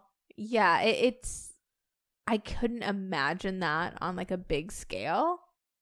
So I can't imagine for Anne Hathaway. I like really feel for her in retrospect. Because what are you gonna do? You either do the shtick that you've done of like you've always wanted to win, super earnest, and just keep true to that, or you try to be something you're not and try to counter that, which is also going to appear try hard. It's like she couldn't win. Yeah, I mean, when did she do you think she's like recovered? I guess. I publicly like. Yes. Yeah. People love Anne Hathaway now. Right. But I feel like this moment is such like a sad time in her career. Like she's at the height, like the biggest heights. Yeah. But people should be happy for her. Yeah. But it really affects her career. Like after the Oscar, you would think she would have. She steps back. Yeah. And then it's not until Interstellar that she's really given a chance. Yeah. To prove herself. Did she do anything really before that though? I mean, she did. Well, we already talked about Song 1. I've never seen Song 1. That's in 2014 though. That's right? in 24. Okay, that's the one I was waiting on. Okay. She starred and co-produced in Song 1. And I think it premiered at the Sundance Film Festival. So she's dabbling in producing. You know, just giving it a go. Just putting her feelers out. Putting her feelers out. I know she said she enjoyed it, like, just being, like, on set with other actors, like, providing things for them, you know, like, they didn't have AC. She'd bring them ice packs, like, little things like that. She was, like, the mom on set and enjoyed that. And that was, like, her foray into not directing. I keep wanting her to be, I don't know what this is. You're like, turning her into Angelina Jolie. You're like, producing. Yeah. I think maybe I want to see her as a director. I think she'd make an excellent director. I think she would too. I think that'd be really interesting. Definitely. But anyway, Song 1, she co-produces, but it was like her first stint as a producer. So I don't know. I just thought that was kind of cool. But yeah, I feel like she doesn't come back into our consciousness until Interstellar. You know, which I really like Interstellar. Yeah. Christopher Nolan. Reunited. Yeah. Matthew McConaughey. Timothy Chalamet. Jessica Chastain. Top cast there. We have short-haired Anne Hathaway again, which I love. Like a real pixie. We have Joanne. Is that just what we're going to call her when she has the short hair? Oh. Joanne Hathaway. Joanne Hathaway. I love her with short hair, though. Like, just on occasion. Like, when she just... It's a moment. It's a moment. Yeah. There was a time when I was like, this is just Anne Hathaway now. Right? Yeah. Yeah. It's like, she's never going to have long hair. She's like actively growing it out. Right. But it was just a time. It was a time. Yeah. I really liked her performance in Interstellar as well. And I'm glad this happened for her. Yeah, I think she needed this. Yeah. Because it was like, it was bleak. It was bleak. A little bleak. Yeah. But I remember being like, oh, Anne Hathaway in like a serious role. Okay, this is great. On the big screen? Okay, bet. Like, yeah. Yeah. No, I was excited. I was like, oh, the train's going to keep trucking. I mean, it doesn't turn out like, I'm very surprised. I don't know if it's something that Anne like consciously did career-wise, or it was just what role she was getting a chance to look at and were up for. But I definitely didn't expect the latter Hathaway years to be as like sparse, if that makes any sense. Yeah. I don't know. In my mind, I was like, oh yeah, people don't like her right now. All that half the hate, but she's still gonna be booked, and it like didn't happen like that. Not right away. I feel like maybe nowadays, like the past few years, definitely booking herself, and I think she's gone on record to say she's like more selective, or like she's instinctual about her roles she picks. So I don't know if she's like, I don't know what's come across her table though. You know? Oh, that's true. That's also probably hard too. Like she's 30 something at this point. So like I do appreciate her not just being like, I'm going to play the mom. Yeah. Like fully going Joanne. Right. Although she does have a movie coming out with Jessica Chastain. Another full circle. Mother's Instinct, which she's producing, which I think is interesting. Well, she is a mom. She's a mom to 2 kids. Yeah. It's like a thriller. Interesting. I'm into this. Yeah. But yeah, so Interstellar comes out in 2014. The Intern, I remember being a moment with Robert De Niro, directed by Nancy Meyers. Comfort movie. Yeah. This and The Devil Wears Prada are my 2 just comfort movies, point blank. Not just Anne Hathaway, just in general. I love The Intern. I think it's an underrated gem. It is. Yeah. I love it. I love Anne Hathaway. I love Robert De Niro. I love Nancy Meyers. Their chemistry, Anne Hathaway and Robert De Niro, like great chemistry. Probably one of her best, like pairings. Like on screen. I agree. Yeah, we don't, to be honest, I don't think Anne Hathaway has a lot of chemistry with many people. Maybe that's part of it is, I don't know. Yeah, I can see that. No, I love their chemistry. I think she said he's one of her favorite actors. So that's cool. Like to work with one of your favorite. I mean, it's Robert De Niro too. Yeah. Like he's so like seasoned. It's like Robert De Niro doing Tai Chi too. Getting massages by Rene Russo. It's wild. Yeah. No, that movie's so funny. I love it. And I love Anne Hathaway as Jules Austen. Yeah. One of the things though, I was reading this article, and they were talking about The Intern upon its release. And they're like, Anne, how is it to be in all these designer clothes? And she says it was like being a punk rock Katharine Hepburn. Uh-huh. Again, okay. That sentence is very much like the Anne Hathaway is blonde, so it's about to pop off. Like, it's the same line of thinking, which is none. Like, what? Yeah. What? Katharine Hepburn. Yeah, no. Jules Austen is dressed straight out of, like, 2015 J. Crew catalog. Yeah, exactly. Which is very, like, what? What did she say? Katharine Hepburn? Punk rock Katharine Hepburn? Yeah. I get what she's saying, though. It's like classic, but kind of mixing it up. I mean, you're right, though. Looking back, it is very J. Crew. Yeah, I don't know. I don't know if J. Crew's punk rock. But Anne Hathaway's idea of punk rock might be different. Like, for her, that's punk rock. Like, J. Crew is punk rock. You know, she's used to, I don't know. One of the main outfits she wears in The Intern is a navy cable knit sweater and skinny jeans. Does she wear polka dots too? She does wear polka dots. I remember the polka dots. Punk rock. That's punk rock. I love it. I know I saw that same thing and I was like, what is she talking about? But I love this. It was like a what? Oh. But she's away with words. Truly. Poet of our time. Wild. But yeah, that's all I have to say about that. But I love that movie. I love how she rides a bike throughout her office. Yeah. No, I love the Anne and Nancy Meyers world. Yes. Which apparently she's been auditioning for Nancy Meyers films for a long time. Like, she's been trying. Like, she auditioned for The Holiday, apparently. As what? As Cameron Diaz? I was trying to find out. I don't know. I'm guessing it has to be one of, or maybe Kate Winslet. But she, I don't know if she would have been, was she been old enough though? So, no. I think that was part of it. Maybe she just wasn't old enough. I get it. But she had the aspiration. She was like, I want to be in this movie. And then she auditioned for What Women Want for like the daughter role.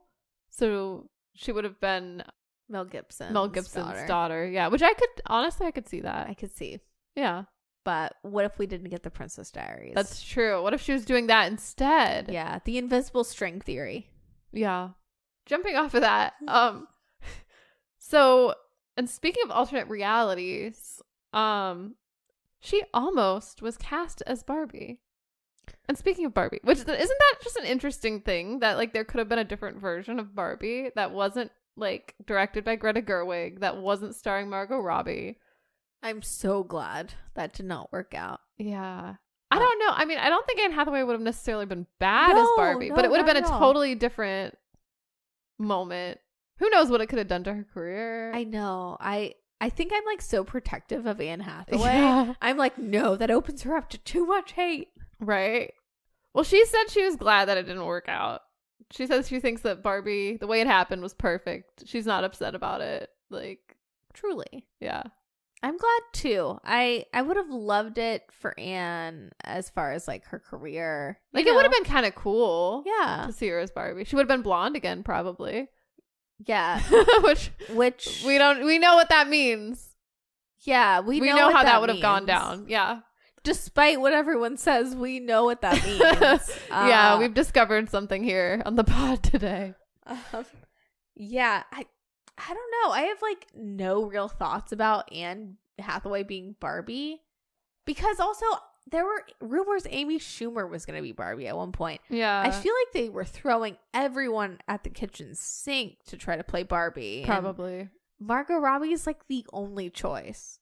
That's like the one time. I know Anne Hathaway to me can do no wrong and can play anything and everything, and she would have slayed as Barbie. Yeah. But Margot Robbie is Barbie. She just is. Yeah, no, she was definitely. And also, if someone like the Greta Gerwig lens is so interesting. Like, I just like her work, and it's hard to imagine like how someone else would interpret like a Barbie movie, like how that would even, what that would even look like. It sounds like a miss to me. Yeah.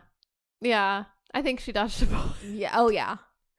Oh. Okay, because if that was like mediocre to bad, that stops a career dead in its tracks, you know? Yeah. Yeah, it's probably for the best. So she dodged that bullet. Colossal. I think that was in 2016. It's really good. I've heard good things, and it got good reviews, but I guess at the box office it didn't make a lot of money. I don't know, I guess poor marketing maybe. But guess who went to the AMC? Was it you? To see Colossal in theaters. You saw it in theaters? Heartbreak felt good in a place like that. Really? It was, yeah. Loved it. Yeah. At the time. Yeah. I haven't seen it in a couple years, but Colossal's very good. I want to see it. That was the movie. And I know it should have been Interstellar. I know it should have been The Intern. But Colossal is the movie I saw where I was like, Anne is back. Yeah. So it's probably underrated. Underrated. Yeah. I know she compared it to being like John Malkovich. Yeah. Is it kind of like you're in the mental I don't know. No. But Anne Hathaway says things where it's like, no. The off base. Punk rock Katharine Hepburn, no.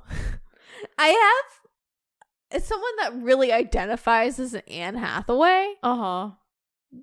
She does say a lot of things that are very out of pocket that I'm like, not at all. Didn't miss, like, there's some level of self-awareness. I'd love, though. Like you were saying, it's Delulu. I love this. I love that Anne Hathaway is so earnest and unabashedly herself. Yeah. And just, she's a cringe. She's a tryhard. She's a perfectionist. I like to see that representation. I think so. She's kind of like Tracy Flick, to circle back to like a Reese Witherspoon character. She has this like Tracy Flick quality that I resonate with. So yeah, justice for Anne Hathaway. Justice for Anne. Yeah, I'm sure people look at me and are like, she's insufferable, and says like she's so delusional, and she's off base, punk rock Katharine Hepburn. So, but yeah, there are a lot of interviews where I'm like, oh, okay, I get some of the something that she was going for. Yeah. Yeah, I'm like, nope, that's like, not exactly. Yeah, that's just no, but I feel like I say things wrong all the time. I get it. Truly. Yeah. So. No, but Colossal's not like being John Malkovich, but it is very good. Okay. But don't get it twisted. Don't get it twisted. Got it. Okay. Well, there's also Ocean's 8, which I remember we saw that in theaters. So good. What a cast. Oh, I feel like this is one of the best like female like a chick flick of sorts, you know, that we've had like in theaters, other than like Bridesmaids or like Girls Trip. I feel like those three are maybe the holy trinity that I can think of that of recent years, where you just want to go with your gal pals, just laugh, have a good old time. The spring summer of 2008 was really giving it to the girls. We had Ocean's 8 come out. You mean, wait, 2007? It was 2008, right? 2018. Oh. Ooh. Well, mentally I was like 2018, but I guess okay. Speaking of that, it's Anne Hathaway. The other day, I was editing. Oh my god, what did I say? Is it 2002? What is time? 2018 was one for the girls. Because this summer we got Ocean's 8 and Mamma Mia 2. Here we go again. Yes. Fuck yeah.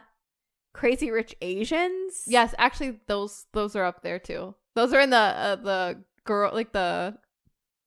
Is it proper to say chick flick nowadays? Is that a dirty word? It's not a dirty What does Reese Witherspoon say? It's a chick flick. Yeah, like that would be in my chick flick Mount Rushmore. Yeah. That you just named. Those, yeah. Yeah, totally. No, I love Ocean's 8. It also gives us that really excellent like meme of Anne Hathaway with a knife in the subway. Oh yeah. It's looking really delighted. Love it. During this time, Anne doing things is really popping off on Twitter. Yes, I remember that. Yeah, she's kind of rising up again. Yeah, Anne with a cupcake. Is the Anne Hathaway hate gone at this point? I think so. Maybe it's melting. Also, Rihanna says that Anne Hathaway has a great ass. Oh yeah. So I forget about Rihanna. She knew. Yeah. Even though, okay, audiences and critics alike did not love Ocean's 8. I did. So yeah. Yeah. Fuck them. So fuck them. Fuck all you haters. Also, this is the same time period where, albeit not good, but people gave so much hate to the female Ghostbusters. I don't understand. I mean, it wasn't like they're trying to replace the other one. Like, there can be two Ghostbusters. Yeah, it wasn't terrible. Also, was she in the Ghostbusters too? She was not. Oh. But I feel like this is in the same vein. She could have been, yeah. Yeah. And it's also the same vein of like, oh, the Ocean's trilogy. People were like, oh my god, gals having a good time. Why can't the gals have a good time? Right? And also, the Ocean's movies are very good. They're a different vibe. Mm-hmm. And I get that. But also, it's not that bad of a movie. It's a cute film. Yeah. And I love a good heist film. Yeah. It's Cate Blanchett. Yes. Oh, she just elevates it. But like also like, wait, was Sandy B in it? Yes, she's in it. She's Danny Ocean's sister. Right. Yes. And then Sarah Paulson. Mm-hmm. Who else? Awkwafina? Helena Bonham Carter. Yeah. And wait, Rihanna Kaling was in there. Yeah, that's right. It's all coming back. All star-studded cast. Yeah. I don't know. It's up there for me. Anne Hathaway's filmography. There's Princess Diaries and there's Ocean. For sure. Then Les Mis. Les Mis. But yeah, she did that.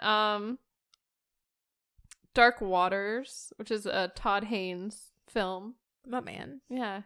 Mark Ruffalo. You know, she's starring alongside with Mark Ruffalo. I didn't see that movie, but I remember it coming out and wanting to see it. It's about the bad water, right? Yeah. Very Aaron Brockovich coded. But I think it's like he works for, I don't know how involved Anne Hathaway is. I guess she's supporting her. It looks like more like Mark Ruffalo's film just from the preview, but I don't know. Gotcha. Yeah, I remember the trailers at the time, but Did not see that one. But yeah, I guess he's working for the company that's covering up the bad water. So tisk. Yeah. So she does that, and then she does The Witches in 2020. Very interesting. Just move, I think. I don't know. I didn't see The Witches. I mean, it's a kid's film, I'm assuming. Yeah, I've seen the original. You have? Yeah. It's Angelica Houston? Yeah, so it like makes total sense. I remember this was like peak pandemic or maybe a little before when The Witches came out. Is it Zemeckis? Is that who did it? Robert Zemeckis? Let me see. Just had it. My only memories of like, because that was such a weird time anyways, like 2020 is like a weird fever dream. Yeah. Yeah, you're right. It's Zemeckis. Yeah.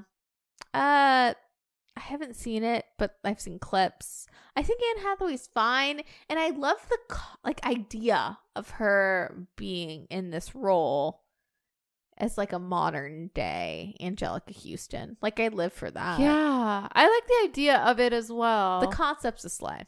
Yeah. I was gonna say, what are your thoughts on her as like these like kind of storybook characters, like, or these like fantastical roles? You know, like when she does like Alice in Wonderland, or I guess Ella Enchanted too. Yeah. You gotta see Ella Enchanted. But yeah. Is that the best one? You're gonna love it. I don't know. Like I said, in theory, I think they're always slays. Yeah. In practice, not my favorite. Is it because she wore a blonde wig though? Maybe. Because her outfits were banging in that movie. Oh, truly. I'm just saying. Those polka dots are back. She's looking like punk rock Katharine Hepburn all over again. That's when. I don't know. I like it, but it definitely, that's when I think her theater kid shines through the most. And I don't know if I like love it. That turns you off. It does turn me off a little bit. I'm like, oh, she's obviously in a blonde wig. Maybe too much theater. Too much theater. Yeah. Not at the right. I mean, like, I get it. I don't know. It's just not my cup of tea. Right. But what do you think about her in like fantastical roles? I just love when she's down to earth. Yeah. I'm intrigued. I mean, I think I like to see her more as a villain. I think that intrigues me. You know what I'm saying? Oh, like Eileen? Is yeah. Does she play the villain? Yeah. She plays, I think she's working, is she a psychiatrist? So in 2023, Eileen comes out. It's set in the 1960s. Eileen is the young woman working at the correctional facility, and then Anne Hathaway plays the psychologist at the facility named Rebecca. But yeah, I guess Eileen's drawn to her. I think it's a little LGBTQ, perhaps, which is interesting to me because I'm like, ooh, Anne Hathaway. Okay. Yeah. It's not Adam and Eve, it's Adam and Steve. The gay agenda. But it's like it looks very psychological. I mean, it looks, I don't know, from the trailer, like the way it's cut up is like almost like, I don't want to compare it to the movie Mother because I don't think it's like the movie Mother. But you know, like that marketing where it's like that weird music and it's like dun, dun, dun, and it's like the build up and you know something's gonna happen, like maybe murder or scandal or both.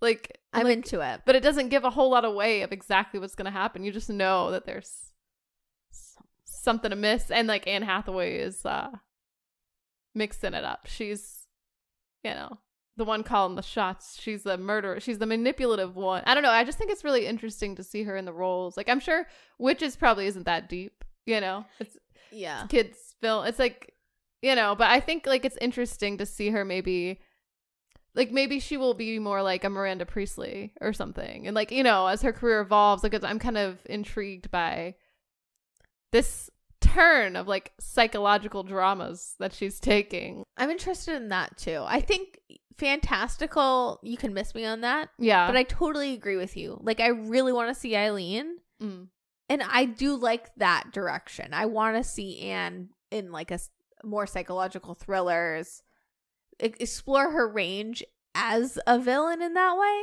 Yeah. I think that's really cool. But yeah, like it doesn't really do it for me like Alice in Wonderland. But I am very colored curious about her as like manipulative like villain. Yeah. That good girl gone bad. Yeah, that Rihanna. The bad gal. Always the invisible strength theory. Rihanna is always present. Yeah. Oh. She may be bad, but she's perfectly good at it, you know? Exactly. I did not expect this to relate to Rihanna so much.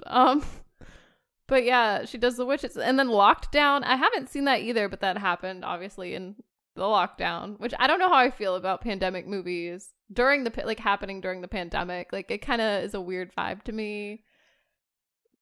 I will always love Anne Hathaway. Right. But I do remember, like, right before the pandemic, has this movie, The Hustle, come out with Rebel Wilson. The Hustle. That's right. I forgot. I didn't even... Oh, I did write it, but I didn't mention. It is god-awful. Is it that bad? So bad. Unwatchably bad. And I love Anne. And then I saw her come out with a movie called Lockdown about lockdown, and I couldn't. Yeah. I couldn't. I was like, I'm going to love you from afar.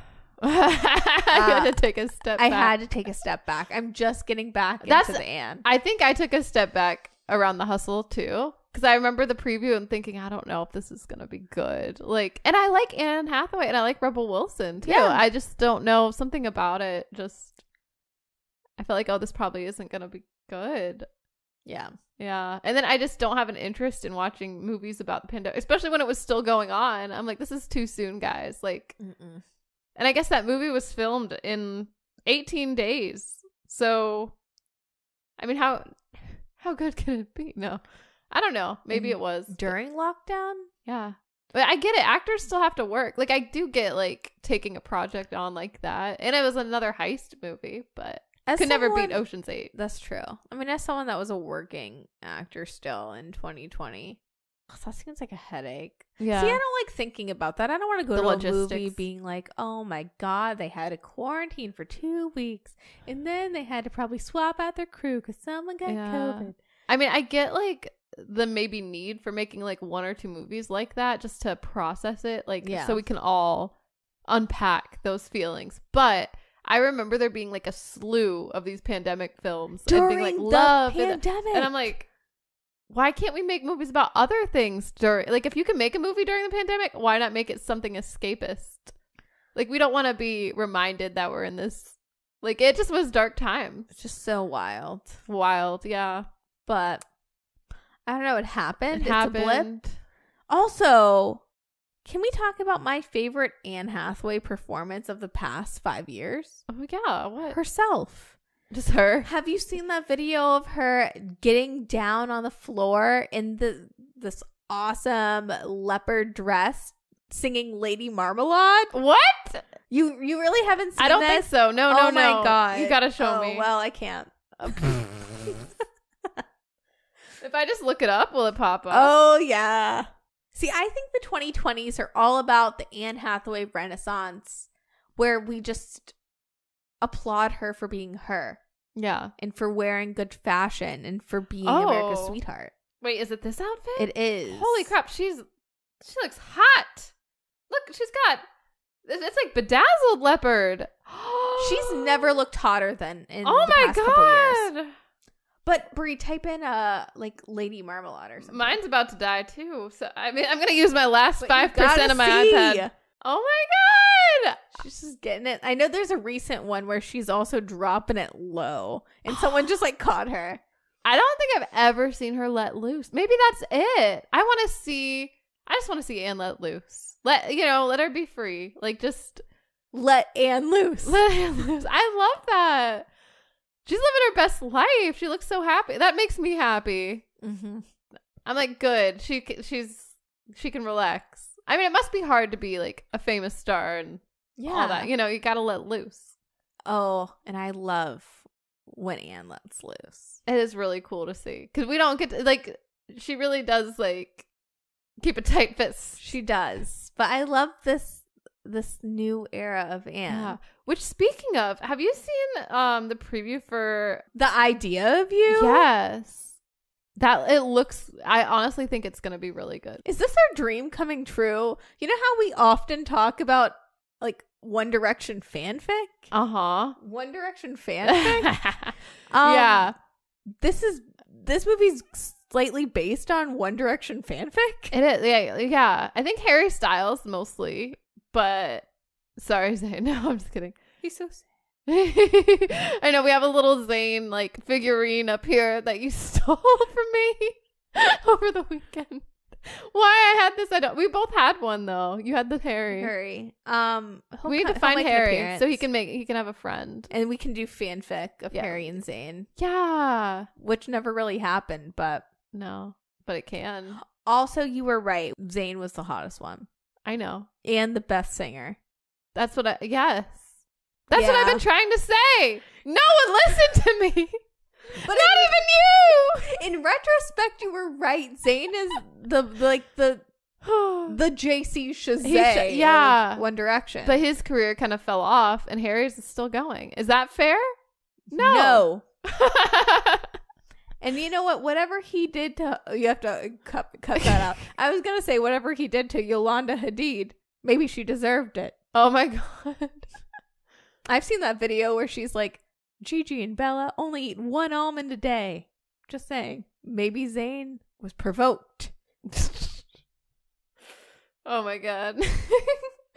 His lawyer. You become everyone's lawyer. I love it. I'm excited for the idea of you, though. The idea of you looks so cute. Also, I didn't know she was 41. I thought she was still in her 30s. She looks great. But I love this energy of her with like a younger man, you know, and he's a singer. Like it's just really cute. And I'm pretty sure she's producing that one as well. I'm excited for it. Yeah, I'm just excited to see like her newer, like this direction she's taking. Like obviously we know that she has range. So like I really want to see Mother's Instinct. Like that looks like it's going to be really good. It's also Jessica Chastain. That seems like tense. And okay, Jessica Chastain and Anne Hathaway have very similar energies. So I'm excited to see them on screen together. They do. And they're supposed to be like friends, but then kind of, I don't know. Like that's the way God intended for those two women to be on screen together. Yeah, I'm excited. And I still want to see She Came to Me just because Peter Dinklage. But yeah, basically, like I want to see. Also, it's wild. Like he's like having an affair. He's cheating on Anne Hathaway with Marissa Tomei. Like I just love this storyline. Like it just seems wild but fun. I'm into it. Yeah, I'll see that eventually. Yeah, but we gotta see the idea of you. Right? Yeah, maybe we can talk about it on the pod when it comes out. But it's just very cute. Yeah, I love this direction that Anne Hathaway's going with her career. I'm curious to see what other projects she's gonna get behind and, you know, produce. I mean, maybe one day she'll direct. I don't know. Like I don't know. I'm throwing it out there. I know. Fingers crossed. Your mouth to God's ears. Yeah. You know? But she's still relevant. I like that she's staying booked and busy these past few years. Like she hasn't stopped. She hasn't given up despite all the hate. I'm so glad. And I think she's just had such a well-rounded career. I'm like so proud of Anne. I've never met her, but I'm just so proud of her. I don't know. I'm looking forward to hopefully seeing Anne Hathaway in the next couple years. Like 40's the new 30. Yeah. Anne Hathaway still looks amazing. I'd love to see her direct. But also I'd love to see her in mainstream movies again. Yes. I feel like all these movies have been a little like straight to DVD. Even if they're in a good way. Like Eileen looks great, but I didn't think it got like a huge theatrical release. No, I didn't know about it until like I just found out like this past week from a YouTube ad, and I was like, wait, it's already been out? I could have seen this. Yeah. Like how come no one told me? Like I was like, oh, this is brand spanking new, and oh no, it came out last year. And I was like, what? Why weren't we like told about, like, why didn't they market this better? Like, why isn't, I mean, it's Anne Hathaway, like, but hello. I just want to see another Rachel getting married-esque film from her, from like an auteur director. I would love to see her in like a big blockbuster again. but like good. Like a good one. Give her something good. Yeah, like a funny one. Or Yes. And she's not the mom. She's still the ingenue. I want it because I know she can do it still. Yeah, I think that's what I like about just the concept of the idea of you is, you know, like she's still got it. Yeah. I feel like that's what she's saying. Yeah. It's like, I've still got it. I'd love to see her in another Nancy Meyers film. That would be really cute. Yeah. And Nancy has a way, like she could totally write something in there. Because like even the way, like in The Intern, how she handles like Anne Hathaway, like her character being like a mom, but also a career woman. Yeah. You know, she always like knows.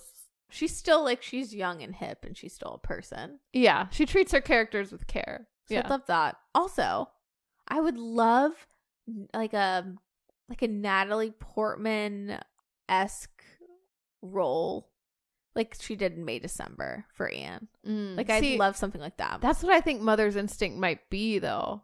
Possibly. That's what it leads me to believe based on the trailer. So we'll see, because it has the costumes almost look very Jackie, and then the intensity is almost maybe a little made to. I don't know. I'm just like, oh, is this gonna be? I hope it's like that. We'll see, because sometimes the trailers are misleading. True. But also the movie that never happened, and I know now it couldn't happen, but if I were to turn back time, if I could find a way, a Nancy Kerrigan biopic with Anne as the lead.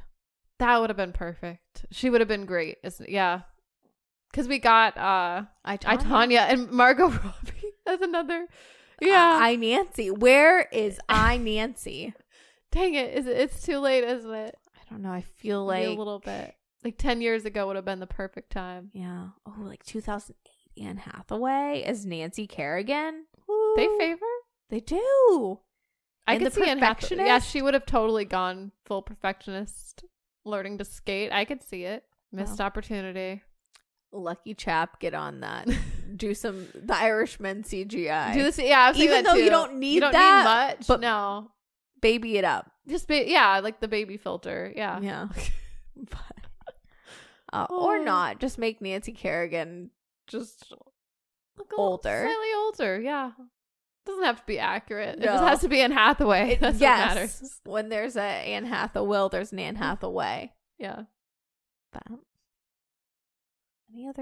any final thoughts on Annie, as her friends call her? Well, I'm just holding out for Anne Hathaway, like another Anne Hathaway movie in theaters, like an Interstellar moment. We need like a big I'm back, Yeah, I think it'll happen.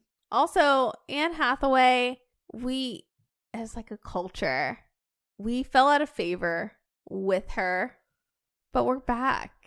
People are really realizing how great she is. And yeah, like she is kind of cool. I mean, when she lets loose in that leopard dress. Oh, so cool. Lady Marmalade.